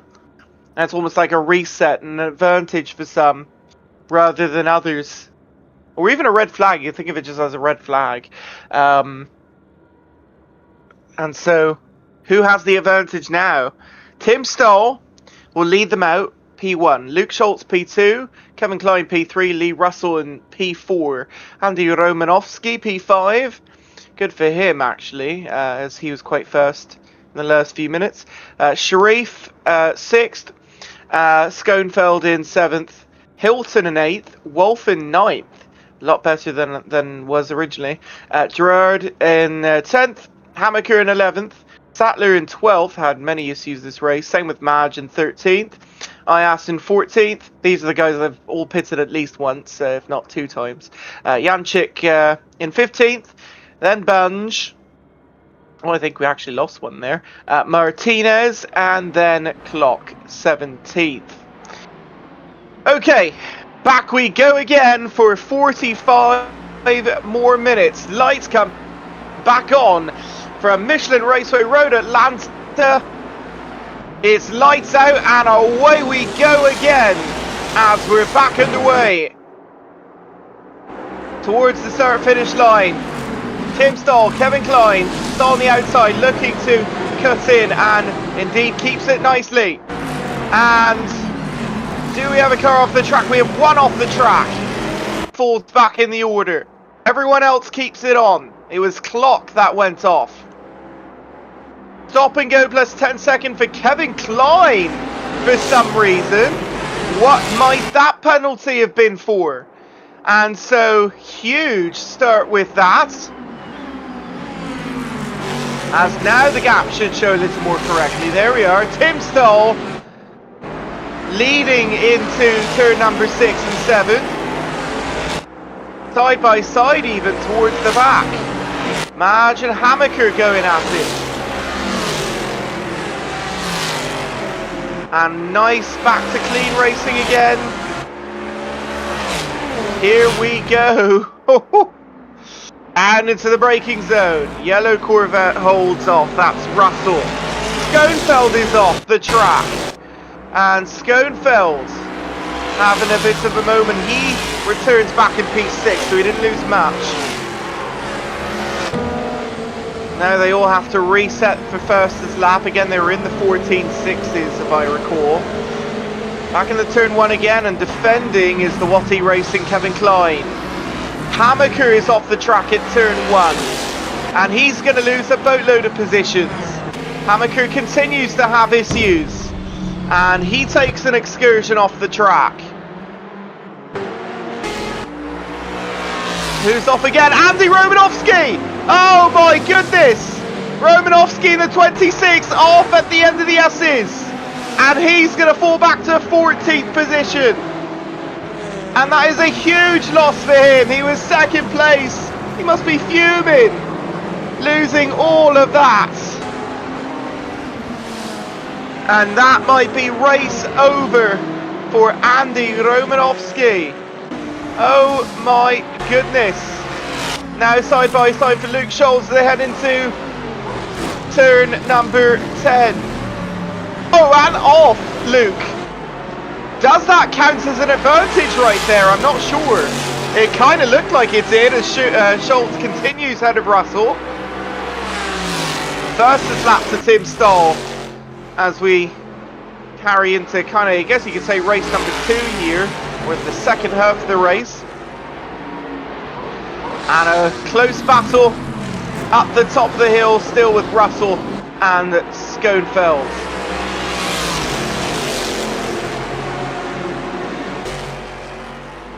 Down through the S's again. First thing to go more into a train. And he gets it on the outside, Lee Russell. He's going to try for it, but he doesn't have grip on the outside, or does he? Does he have the move? No, he does not. He's not going to get it on the outside there on the dirty part of the corner. You can use a lot of that curbing, but you can't use the dirt. The dirt will unsettle you. And Schoenfeld keeps P3. That would have been a massive overtake. A massive move if he was able to go right on the outside there at turn 7. And we saw a lock-up now into the bus stop by one of the leaders. And now, side by side is that? Wow. Romanovsky all the way up to P10 already. Fell back, remember, he fell back down to 14. Sharif is now taking to the pit lane. Zakaria Sharif in with the 60. He has a cracked windshield. He has a bunch of issues there. And that is going to be pretty unfortunate for him. I don't know if he's going to get back into this race now. And he was also one of the main leaders the whole first half. Drama now in the AC French GTE Legends. This is only race number 1, folks. We still have 5 more races to go in this championship. Which, by the way, points up for grabs here. Massive points. Unless they make any changes because of the issue. I doubt it. For P1, 38 points. P2 would get 33. P3 would be 29 points. And it goes all the way back to P20 as contact there from... Was that Romanovsky? in P9.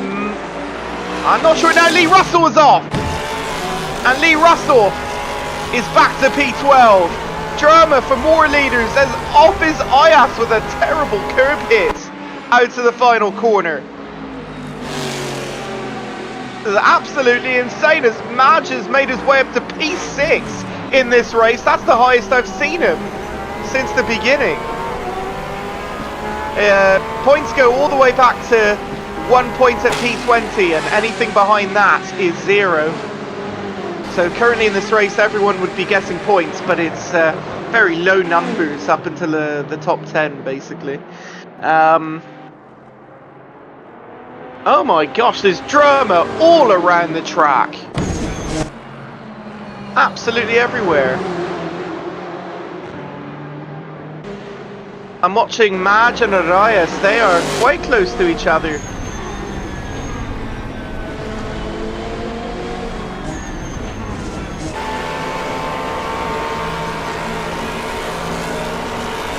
Watching here as they come on in, that looked like contact there to the left. Oh, the 013, Madge getting involved and nearly pushing the 108 IAS off the track. Well, it was enough to slow him up, and now there's absolute more mayhem here as the Ferrari is getting involved. I believe that's Madge again. Yes. Hilton is involved. Romanovsky and Gerard, Sasha Gerard off the track, as you might have seen him there at the corner of your screen. He's back to P11 as he returns. Not good for Sasha. Oh, you have to go and restart the server and manage all this stuff, and now you're trying to get your head back in the game afterwards. Just not going to happen. P11 for him. This is not looking, even Clock is ahead of Sasha. That's crazy. Truly was a kind of red flag situation that just reset everything. Reset everything in this race. And I have the autocam off as I really want to watch this battle here as IAS is doing absolutely everything to get up places.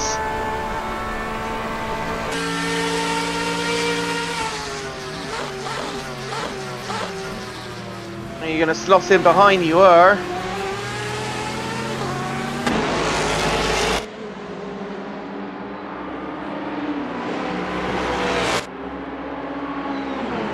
As they cross the line, they're still looking like they're going to go too wide into the corner. Well, Vantage thought about it, and wisely Martinez decided not to. Great drama here though, I must say. No, yeah, Ten Rendal not quite legends as Gerard is off again. And P10. And now back to P11 again and further. But no, not quite legends, is it? Really the most modern GTE you could get up until they, well, we're gone. So yeah, I know it's not quite how you think about it. Side by side there, the Mellow Motorsports, Lee Russell getting ahead of Clock, keeping ahead. They are going back and forth.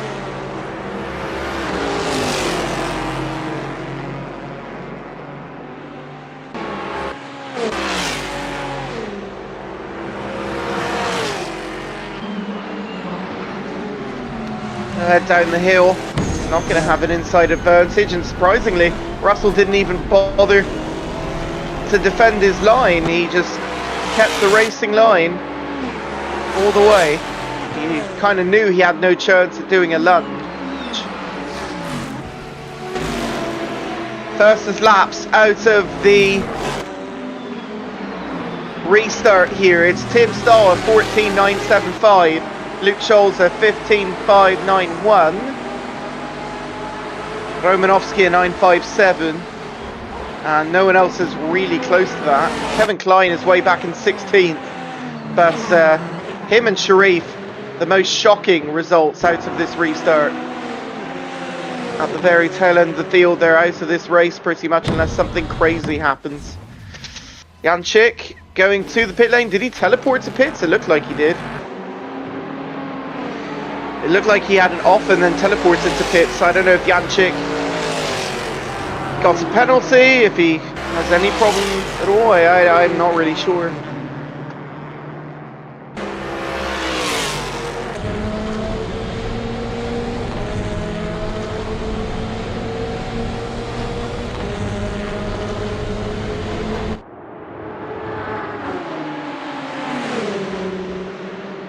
Take a look back at, there's Kevin Klein on the overtake. Could take him a while, but let's take a look at Russell Martinez battle. Looking for side by side, and it's not going to get it. That's actually that's Hammaker there. Tasha with some mistakes, needs to get back on it.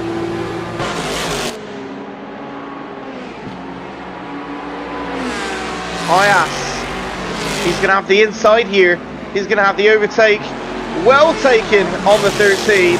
Now the 13 for the switcheroo, and the Ferrari's not going to have it. And that is a, well, clean overtake for Ali Ayas. Back to 6th from the depths of hell to heaven above. Now the AC Corvette wants to do something. Here comes Lee Russell. Now back to 9th position. He wants to work his way back towards the podium position. He's clearly quicker. He thinks, yes, I can work through the field. I can get a decent result out of this, no matter what. Time left in the race now. Counting backwards, nearly 30 minutes remaining. A little more than 30 minutes. Whoa, Sasha Gerard saves it with the curb hit in turn 1. That could have been really ugly if he lost it. Purple sector 1 for this Tim Stahl, the leader. It is. He's looking for another quickest lap. Well, 14.944 is not the quickest of the whole race. The quickest of the second half of the race. So he needs at least 3/10 to clear that. He is looking like he might clear it by maybe a 10th. Stahl crosses the line, and he is going to be a same time minute 14.944 quickest, so he lost it at some point.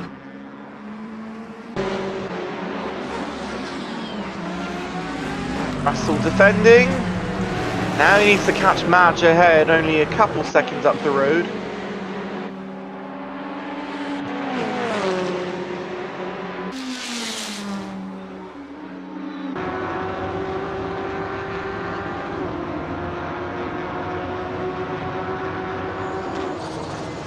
He's not going to have nearly a chance. No, the 046 will have to find his way back. Find a slipstream maybe on the back stretch.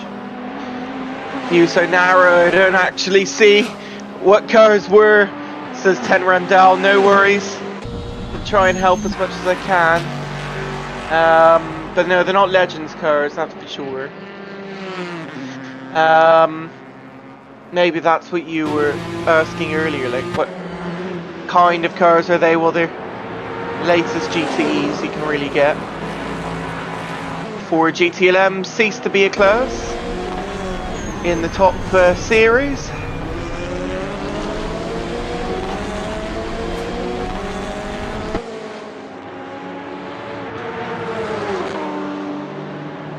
Zakaria Sharif is dead last place.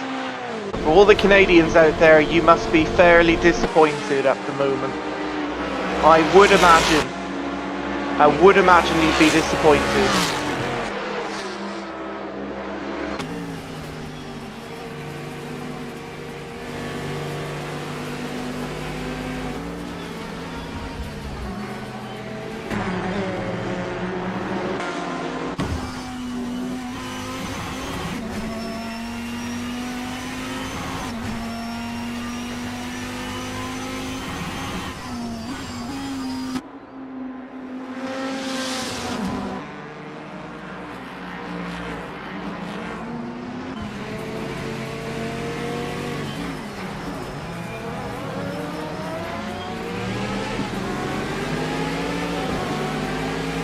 Oh, lots of changes here as Andy Romanovsky is off the track.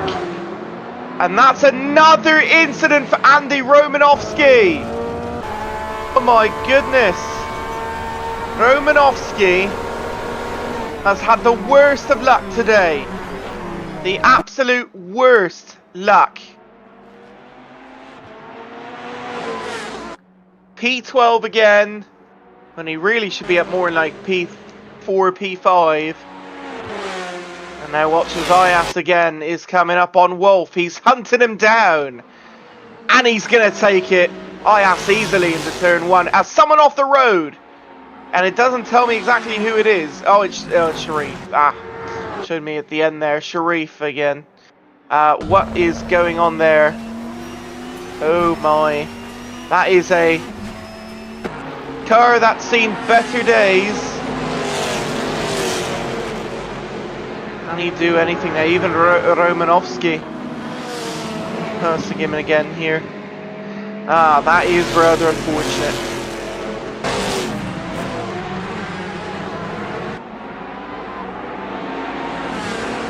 Oh, very close there. I think was that Hilton behind almost spinning.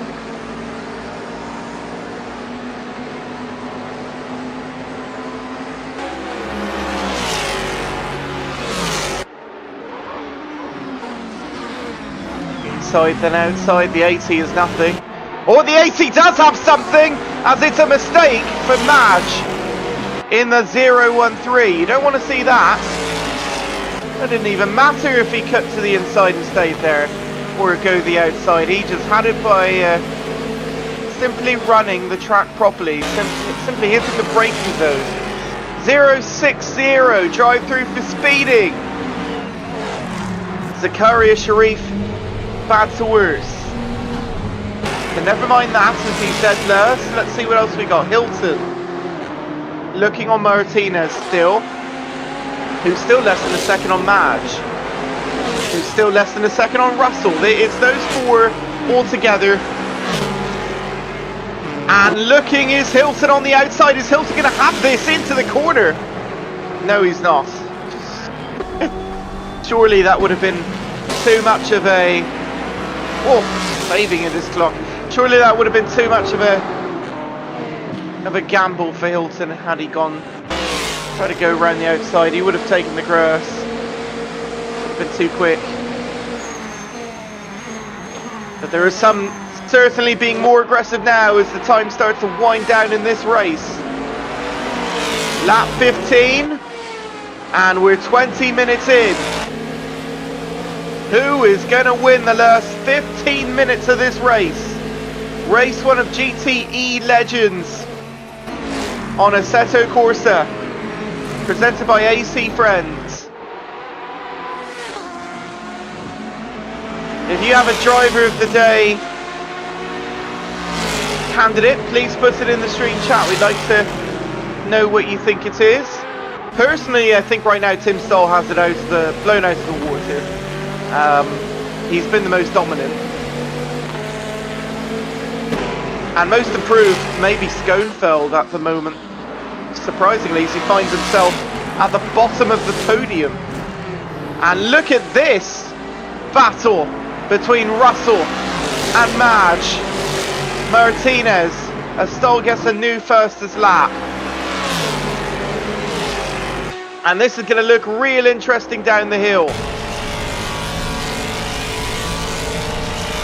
Side by side, the 80 on the inside, Russell trying to keep it, Wolf on the outside, is he going to be able to do it? No, he takes the grass, he's going to lose the position to the Ferrari. Oh, it's a horrible mistake there, and the 86 of Wolf could not have handled that more poorly. He's going to maybe lose out to Hilton behind in the 420.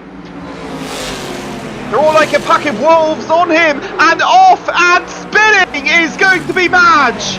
And Madge loses what he just gained. Unbelievable. And he's going to lose several more positions.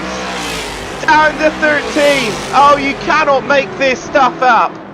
This is ridiculous from these four. They're not just trying to settle in and hit the marks. They're being a little too cautious of the car behind, making the mistake and causing a trouble for themselves. And it's a good thing they haven't collected anyone else. Oh, that battle that I hoped would go on for a few laps there suddenly seems to end like that, but maybe not. Martinez, is he going to have it? Hilton goes through. So Hilton P7, Martinez 8, Sasha Gerard in 9th now, as he was able to gain off of this urgy-burgy, you can simply call it. And still, as we're on the front straightaway, we have all these cars within a second of each other, about 4 of them. 3 or 4 of them. They're all locking up though, heading into that pesky corner number 3, I believe it is. Oh my goodness. If I take a look at the track map there, that one they take is indeed corner number 3. Because the S's don't really count as corners. It's 4 down to 5. The S's where you sweep left to right. They don't count as corners. As the straights in Road Atlanta's mind. Does that make sense? No, it does not. Of course not. Tim Stall through. Oh, big crash! Big crash for Tim Stall. That might be it for his race. There goes Luke. Back onto the track is Tim. He's still spinning. Oh, this is apocalyptic for Tim Stall. He's doing donut. Oh my goodness, no way.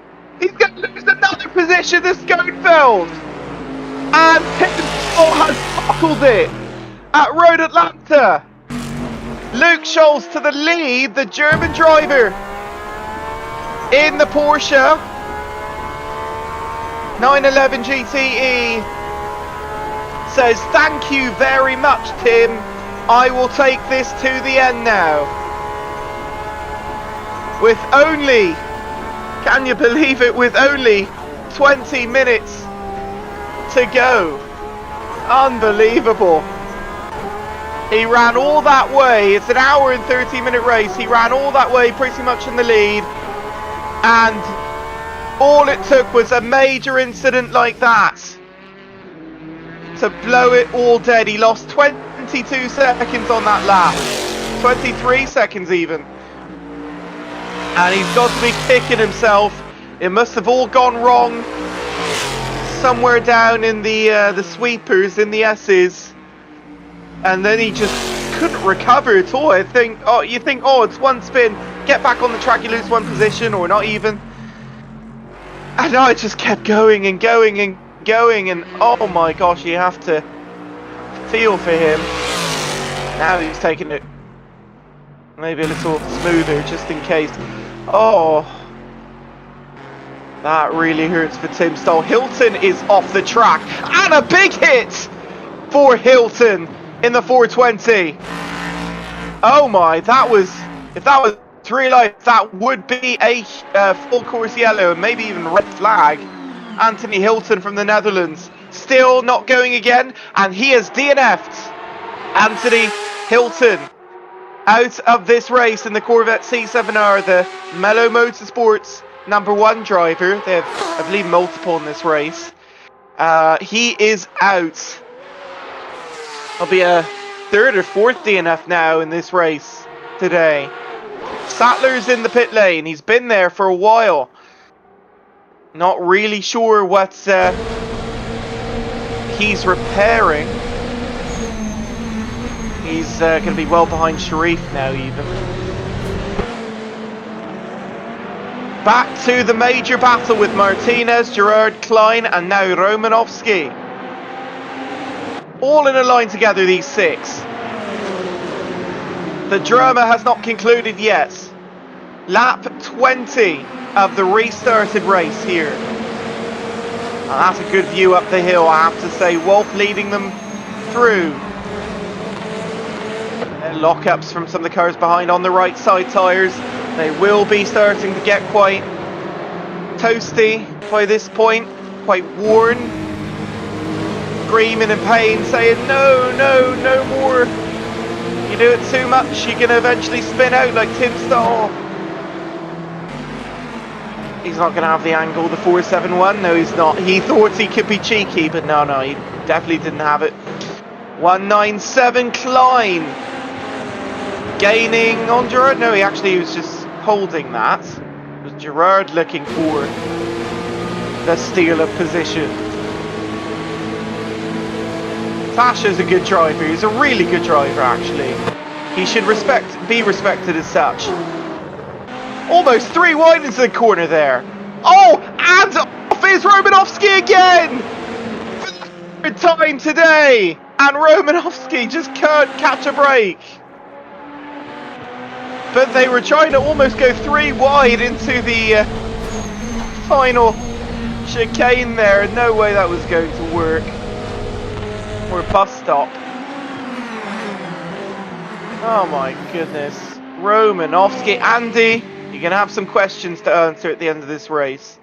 For sure. Maybe it's not by me. We will interview the top 3 drivers, by the way. The podium positions.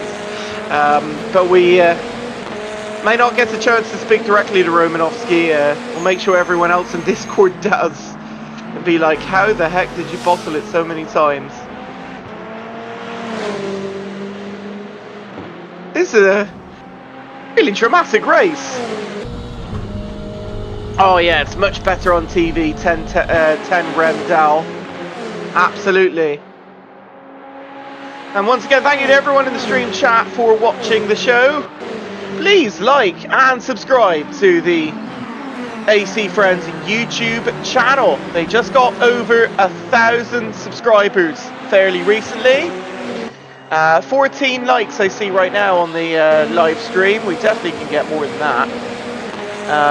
Please folks, if you like the content, like and subscribe to the channel. And you'll get to see more of this every single week. Also the big events going across the year as well. Still more to come before the end of the year. That does not look good for the 471, but he saved it. And now looking to pounce is the 197 of Kevin Klein. What can the German do here? He looks. He backs off. Thought maybe he could put a nose in if he was a little more aggressive. But no, and making another little mistake there is Martinez. You would have just seen it there at the end of that corner. Horrible exit, and that allowed easily to get him through. Now watch again is Martinez. Does he have Sasha Gerard? No, he does not. Sasha there in the blue and white Ford GT. Ayas in 4th place. The massive turnaround here. From the back to the front, it's going to be an amazing podium if he shall stay there. But I don't know. Tim Stahl and Schoenfeld might have other ideas here. Sebastian Schoenfeld, that is. I'm surprised Tim Stahl's already back to 3rd. But a lot of people have been making mistakes in this race. Not been easy for some of these drivers.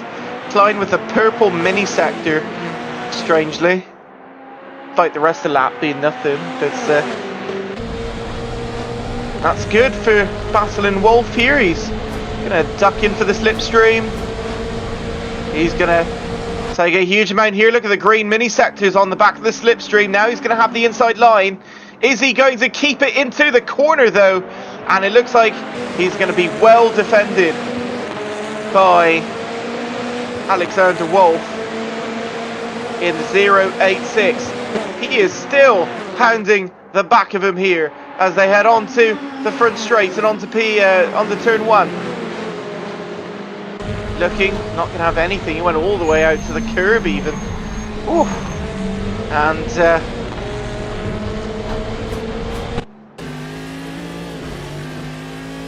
But keep looking at that battle. It's going to keep on going, isn't it? Yeah. Luke Scholes, quickest lap of the race, 1:14.617. I believe that now is the quickest lap, unless we're off by a few hundreds. It's pretty much the quickest. And Luke is doing rather well out in front right now. He is actually dominating, you could say, this race on Sebastian Schoenfeld. 15 seconds, that is impressive. Now looking for the overtake is Sasha Gerard. He should drive for the inside here. And he is still going to have P8. Looking for Wolf.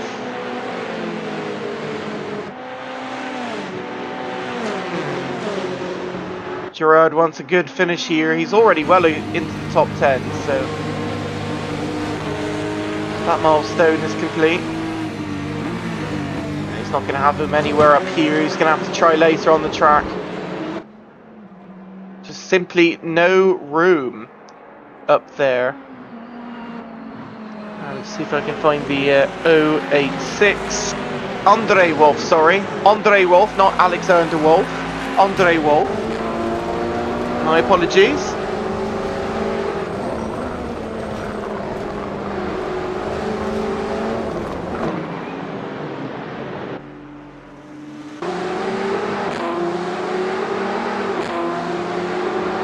Oh, here comes Romanoff.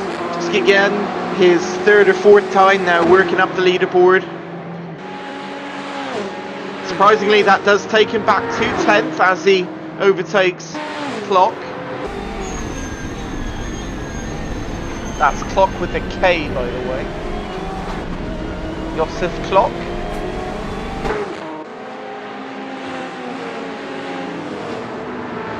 Klein's quickest lap for him of the race. Wolf's quickest for him of the race. Are they gaining on Gerard? No, Gerard within a second still. All that 7th to 11th. Very, very close. More lockups. We could watch this all day. But we don't have all day. Time left in the race now. About 11 minutes. Less than 11 minutes. I'd say about 10 minutes. It's left in the race.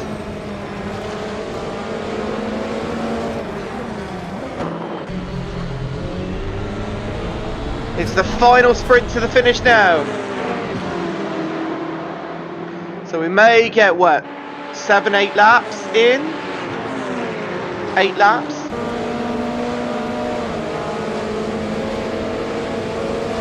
So watch round about lap 35 or so would be finishing up. It's not plus a lap, by the way. I believe it's simply zeros on the clock and that's it.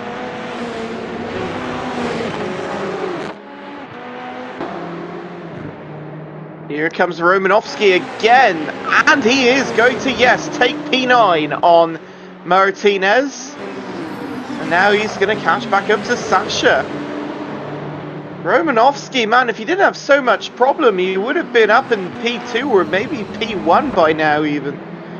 You got to be kicking yourself. I like the never say die attitude though. He didn't hang back and just leave it. He was like, no, I have nothing to lose. Keep being aggressive, keep going.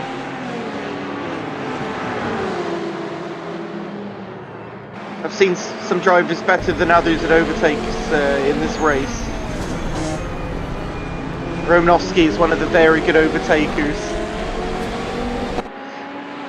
So those drivers we mentioned, Schultz, Schoenfeld, Stahl, Romanovsky, those are the drivers to watch in this series, both this 6-race series, with Shanghai, China coming up for round 2 in just about a week from now on August the 8th, Saturday, August the 8th. I don't believe I'm going to be there for that, as far as I'm aware. Oh, I'll have to confirm still, but may have some commentary of some races when time allows for this series.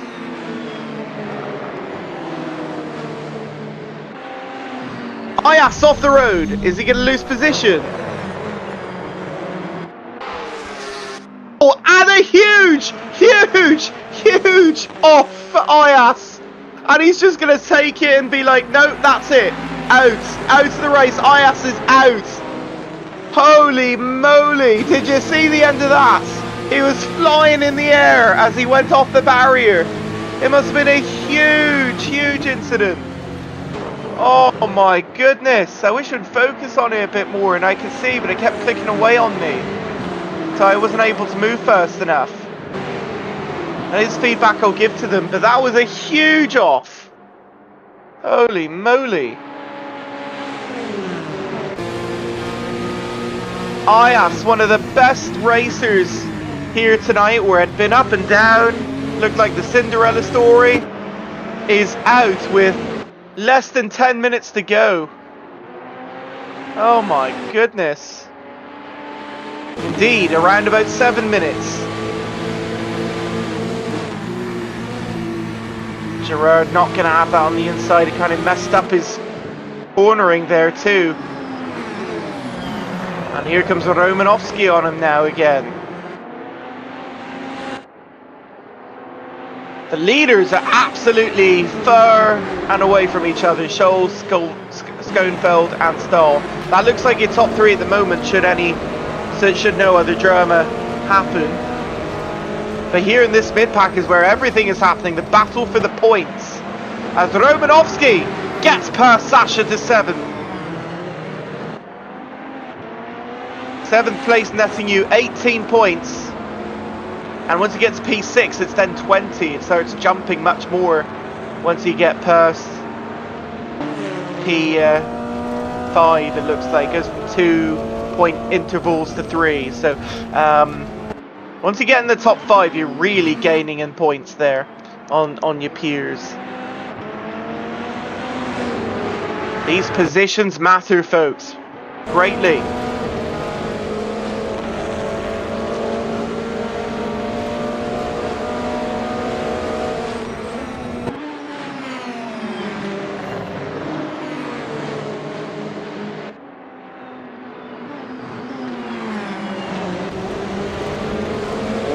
Watch out.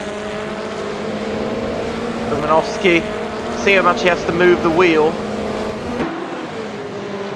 Keep it from going away from him. Firstly, different lines. He can take all that blue curve in. He just can't really go beyond it. Well, the wall's kind of there anyway, so you don't really want to in the first place. Oh, off for Klock. Josef Klock off the road there. And that wasn't forcibly either, that was on his own mistake. Now Martinez looking to hunt him still. Here is Martinez on board. The Aston Martin.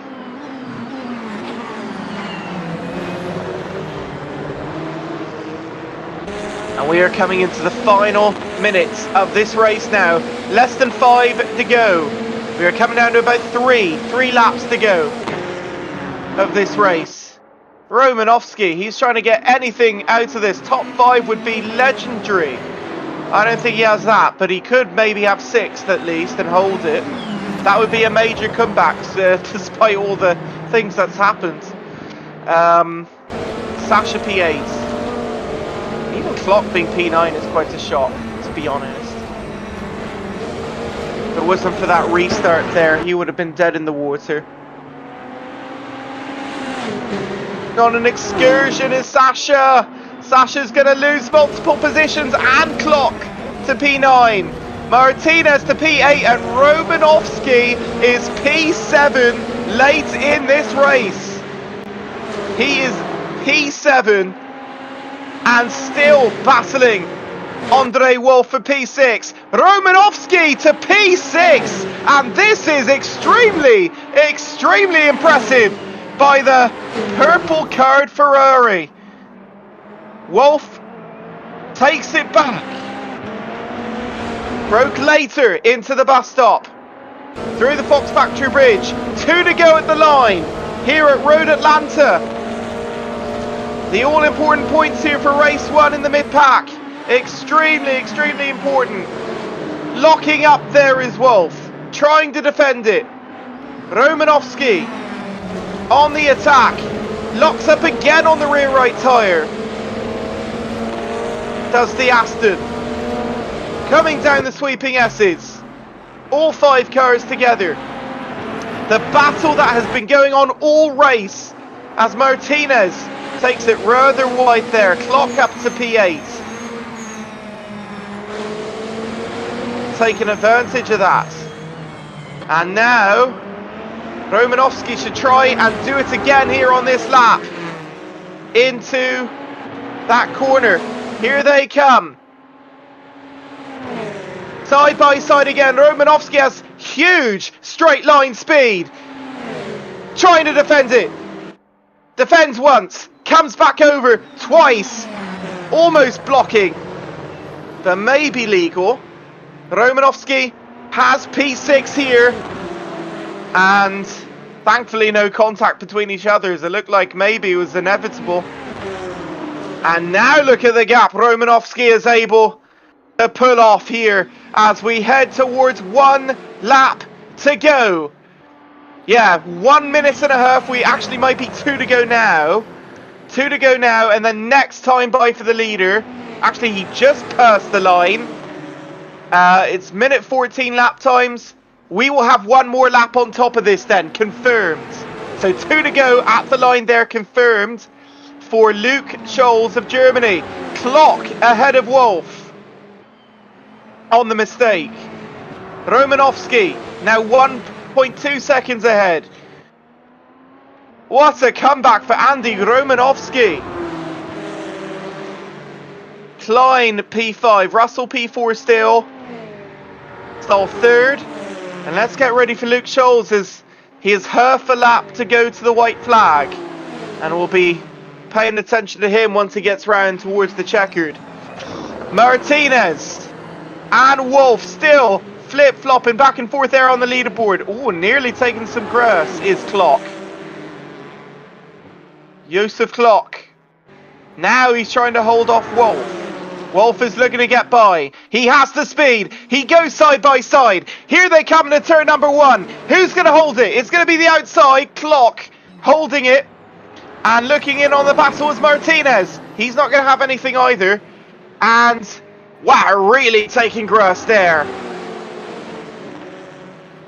was Martinez. Right, Luke Scholz. White flag, 1 lap to go. What a dominant performance for him today. He's been up at least P2. P1 took it off of Tim Stoll on the major mistake. And what a lap. What a drive for him. Tim Stoll drive through for cutting. Oh my goodness, that's P3 out for Tim Stoll. And Russell is going to take it as he goes to 1 to go. Luke Scholz, he has half a lap to go here. Russell from Great Britain in the Corvette. Yellow number 80, P3. Klein, is he going to take P4? He is. And that is massive for Tim Stoll. He loses it again on the final lap. Not just the mistake before, but again, a drive-through penalty. He takes his drive-through, but it's not going to matter now. Luke Scholz crossing the line. He's going to win Road Atlanta, race number 1 of the GTE Legend Series, and our quickest lap to boot on the final lap of the race. Luke Scholz, your winner here at Road Atlanta in the 54 by a country mile, as Schoenfeld in the 296, fairly unlikely second place, is going to take the second step of the podium here, and 33 points at the line. Well done to him and the green Ferrari. And Luke Russell, who is absolutely jubilant on that Tim Stoll drive-through, P3 in the 80. And he, out of race number 1, is going to get 29 points and the bottom step of the podium for Mello Motorsports. What a race for all these drivers. Absolutely wonderful racing. Absolutely fantastic. Still the battle to the line. Those at the back, and it's going to be Tim Stoll 5th Klein 4th, Romanovsky 6th. The head of that battle, Clock 7th, Wolfen 8th, Andre Wolf, Sasha Gerard 9th, and it's going to be Martinez in 10th in the 471 car. Wow.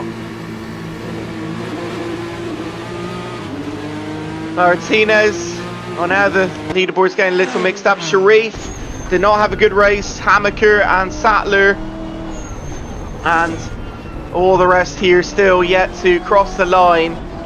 A couple of DNFs in this race as well, and even a did not start from Roberto Lorente of Switzerland. He was not in this race in the end. Same with Adam Pridgeon. But not a good race for Maximilian Bunge in the 196, or Leander Janchik of, is that Denmark, I believe? Or how about Eric Neath? He was in it for so long, and then the issue he had knocked him out of this race. Well done, everyone. Well done. We're going to interview the top 3 in this race once we get the confirmed leaderboard. Starting from 3rd, then on to 1st. And my goodness, what a way to start out GTE Legends series here at AC Friends. 10 Ramdal, absolutely great race. Your TV must have really enjoyed displaying that. How about everyone else in the stream chat? Come on, guys. Give it up for all these great drivers here. What a great job this afternoon, or rather evening, if you live in Europe. Wow. Everyone headed back to the pit lane, and we're going to go ahead and take a look at the winner here, Luke Scholes.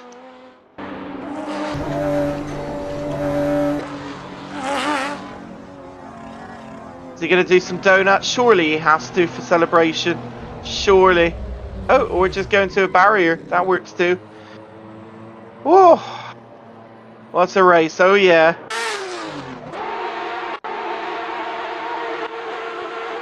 Or go backwards. Whatever you want to do. Coca-Cola livery car. Track is yours. So again, interviews coming up in a moment here on the AC Friends YouTube channel. Stick it right here. Don't go away. We have more coming to you in just a second. Just taking a screenshot for the leaderboard. And Luke Scholes looking here at the final, unofficial final standings. For race 1, it's Luke Scholes in the 054, getting 45 minutes 14 seconds. This is again only the second half of the race showing here, but officially be around an hour and a half, 90 minutes. The Porsche 911 RSR 2017 winning out by 28 seconds on Sebastian Schoenfeld in the 296 Ford GTE 2018. Yeah, 28 seconds. Then it's another 10 seconds back to Lee Russell in the 080 Chevrolet Corvette C7R. Well done to him today, the Brit in the 80. Klein from apparently Ukraine. Is that true? No, he's not. He's from Germany. I don't know why he has a Ukraine flag on it, but in AC, but he's actually from Germany. The 197 Aston Martin Vantage, 48 seconds back. The leader, Scholes. 61 seconds back is Andy Romanovsky in 5th place. With clock in 6th, it shows actually 67 seconds back. Andre Wolf 7th, 68 seconds back. Sasha Gerard 8th, it shows in the Ford GTE 2018, 69 seconds back. I think we might be missing one though, I'm pretty sure. Martinez showing 9th on my timing here, 70 seconds back. Then it obviously goes back to laps down. Bunge, Sharif, and there were certainly many more as well. I think some people left, and that's why they're not on the timing tower or on the leaderboard screen. So again, that some unofficial results there, not complete. I think I missed a couple drivers because again, AC doesn't show everyone if they've disconnected from the server and such. So yeah, it's very, very, very much unofficial until otherwise stated in the Discord. But we will be getting to our top 3 drivers here in just a moment. See if we can find them in the pit lane. Here they are. And actually, we are missing one right now, so it is possible we might have to wait for that. Lee Russell, if he's around. We'd like to have him up in the podium lounge. Okay, I do see them there. Yeah, we're simply waiting on Lee Russell. He will be the first of the driver interviews tonight. Podium celebration. So we will let you know when they are in.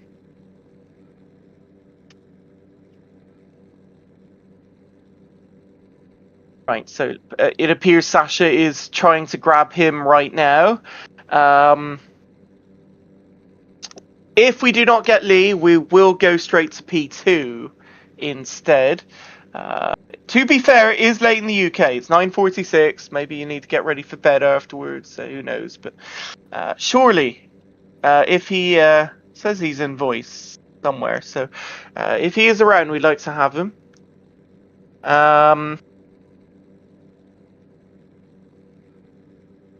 I'll also put a message in the Discord too.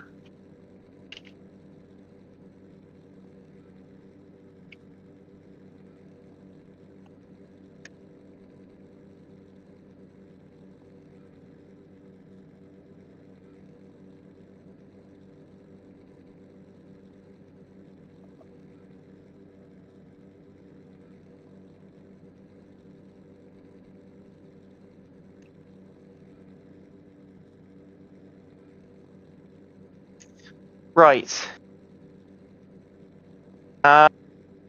Okay, it is possible he might join later, which is a shame. That was a really good drive from him. I'd like to talk to him. But it appears we are going to P2 on the leaderboard first, which is going to be Sebastian Schoenfeld of Germany in the 296.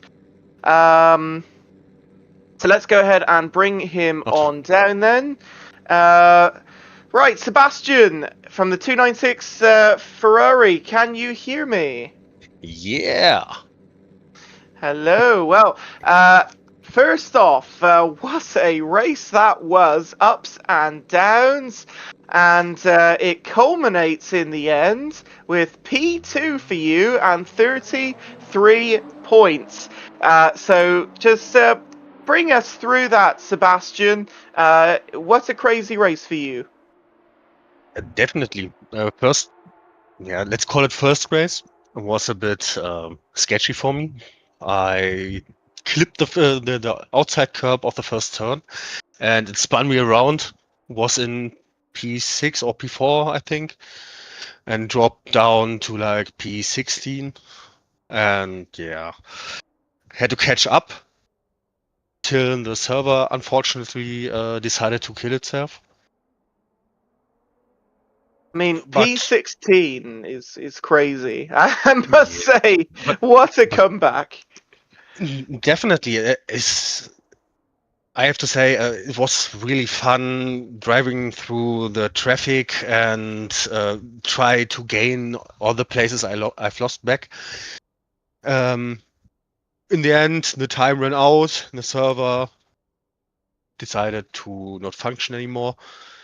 So P8 in the first half, and then P2 definitely in race 2 was a nice finish for this evening. Absolutely. And then you take this momentum into Shanghai coming up next. And how exciting is that going to be? That's a very different circuit than the one we just raced. Unfortunately, I have to miss Shanghai because my Mhm. 30th birthday is on August 13th, and I'm Oh. celebrating it on that weekend. So not going to drive there. Oh, I'm sorry to hear that. But happy birthday, though, in advance. Um, yeah, that's sorry to hear that. But you know what? More points, the better the rounds you can make it at least. So maybe not necessarily all too bad if you can make it up later. Obviously, you are a quick driver, so you'll have opportunity. And not as quick as Luke or Tim, but I can manage my way around the circuit, I think. I think. Well, I think so at least. Well, yeah, it was quite a interesting race for Luke and especially for Andy Romanovsky today. Uh, Definitely. I've never seen such unluckiness, I'd say, um, from him. That's for sure. Um, but yeah, Sebastian, anything else you want to say about maybe about the cars or about the series that we've just started? How do you like it? I really love the cars, so I obviously being part of the moderation team means that I get to test these cars early and help developing them. And what the finished product looks like is really, really awesome. Absolutely. Well, thank you so much, Sebastian. Best of luck. Well, both in real life and also next time you join us in the series. And we'll see you very, very soon. P2 in today's race. Thank you so much. Thank you for commentating. Very welcome. All right, so we are actually going to move on to Luke now. Let me just make sure I drag you guys down appropriately. I'll put you back up there. There we go. Luke, in the 054, can you hear me? Yes, yes, hello. Hello, yeah, from Tradition Sim Sports number 2 in the Porsche, and you drove that Porsche really, really well today. Not many Porsches in the field actually, but the 108 Ali Yeah, pretty Ayas, who sad. also, oh my gosh, yeah, that was sad for him. I didn't see the full impact he had, but it looked very nasty on the bits I saw at the end before he essentially rage quit. Which was rather unfortunate. But back to you. This race obviously had that little hiccup in the middle, but that didn't phase you. It, if anything, gave you a reset because it allowed you to comfortably take P2 here, and you're probably happy about that, aren't you? How do you feel? Yeah, in the first race, my pace was not that good as I could do. So Tim drove away in the first race, and then in the second race was basically the same, but around in the middle of the race, he had a moment. He's gone turn one wide and then crashed, and then I guess his flow was broken. And then suddenly my pace was back, and I drove good lap times after good lap times after good lap times, and I built a pretty good gap to the rest of the field and drove that race till the end. It was a Yeah, good race. absolutely. It absolutely was a fantastic race. What was your reaction when Tim Stoll absolutely lost it there at the S's and just kept going round and round and round? And you would have seen him as you were going through that section and essentially stealing it away. What was your thoughts on that? Happy, I guess, if I can say that. Yeah, but Well, it's sad are you for guys him. friends? I don't know. Yeah, I we talk. Yeah, you the talk, moment. right? I mean, so you know what? You're happy in the moment for yourself, Yeah, but selfishly. it's sad for him. It gave me P1, and I don't know if with my pace that I had till the end, if I would catch him again. Like I had 6 seconds to him before that crash.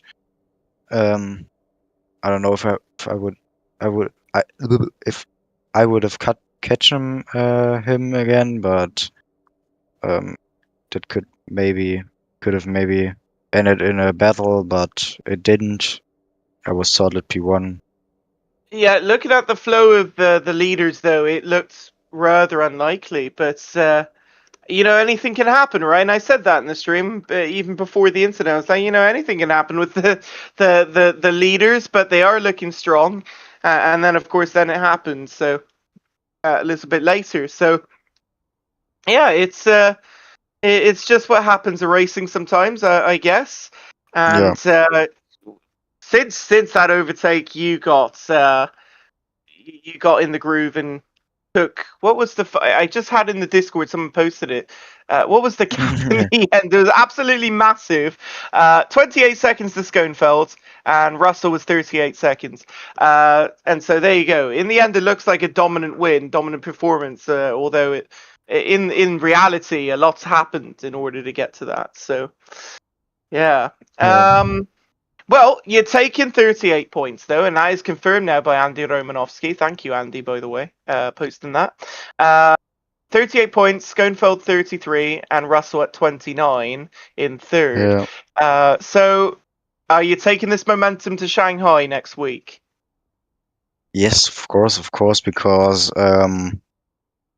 third and the fourth race, but the third race I'm not there. I'm on holiday, and at the fourth race it's very difficult for me because on that day I'm coming home from holiday again, and for the points I should drive that race because we can only delete like one result, and Right. that would be the third race for me because at the first race I'm 100% not there. Yeah, but Essentially, um, one drop race, yeah, but essentially. the point standings are very good for me because like the biggest and fastest contenders are like Kevin Klein, Tim Stahl, Andy Romianowski, and somewhere down there, Eric Neef. Yeah, They're absolutely. the fastest as we've seen in qualifying, and they're not like P2, P3 in the standings directly behind me. That's true. That's good for That's me. true. That's good for me. Yeah. That's very good for you. Yes, it is. And I was really shocked about that result in the end in the race for him, despite the qualifying. Yeah. Actually, I don't. Did he even? No, he didn't even finish the second half. No, he did not. So No, he um, started. no, yeah. Well, yeah, it happens, right? But well, so Road America, then you'll miss. I will miss around that time as well. I'm also starting my vacation round about then. So yeah, that Yeah. kind of is the time, right? Last bits of summer before Uh, that's it. So Germany also. yeah, I don't know if in Europe you guys how it works, but Like in the different, or I don't know how it's called. Oh God, um, in my area of the country, Baden-Württemberg, the holidays just begun now, and I have summer holidays till the second end of the second week of oh, September. nice.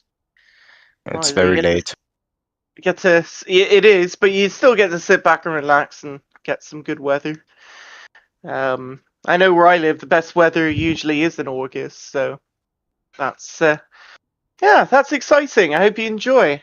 Anything Yeah. else you want to say, Luke, before we end off then for No, race one I'm as the looking winner? forward. I'm looking forward to race 2, Shanghai. Interesting track. I've never drove it. Seriously, I think You know, also I've new only track seen for it from many F1. guys. Yeah, yeah. New I've track never for driven many it guys. myself in AC, so No, It isn't a typical racetrack for endurance race. Maybe mainly Formula One, as you said. Yeah, as I said, Will be yeah. interesting. I can't think of any of the series that really go there, to be honest. Also, a fast track. Now that I look on the map Mm. of it, the high-speed corners and the long straights. It gets very interesting. Yeah, That's for sure. Ferrari will be strong, I guess, because Andy said his Ferrari is Mamma Mia fast. Really? Oh, that's good to know. Yeah, I think also it was the fastest in this race, top speed wise. Ferrari, Will be quick! I'm gonna have to write that interesting. down. Ooh. On the straights, in the corner, I don't know what Enzo Ferrari built there. Okay. Well, everyone still listening on the stream, make sure to keep that in mind. Ferrari is going to be first next race. All right. Well, thank you so much, Luke, for joining us. And congratulations on your victory. We'll be seeing you again very, you. very soon. And yeah, that's Luke Scholes, everyone, from Germany, the winner of the GTE Legends race number 1 at Road Atlanta. Thank you so much, Luke. Thank you. Bye. Oh, sorry, I didn't mean to cut him out so quickly. Sorry, Luke, you can say goodbye if you want. Okay, bye. Bye. All right, sorry. Thank you, folks, so very much. We'll be seeing you again. As a reminder, next week, the 8th of August, for Shanghai, China.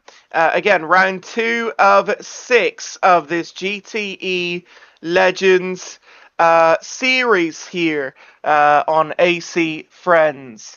That's August the 15th. Same format again, 90-minute race.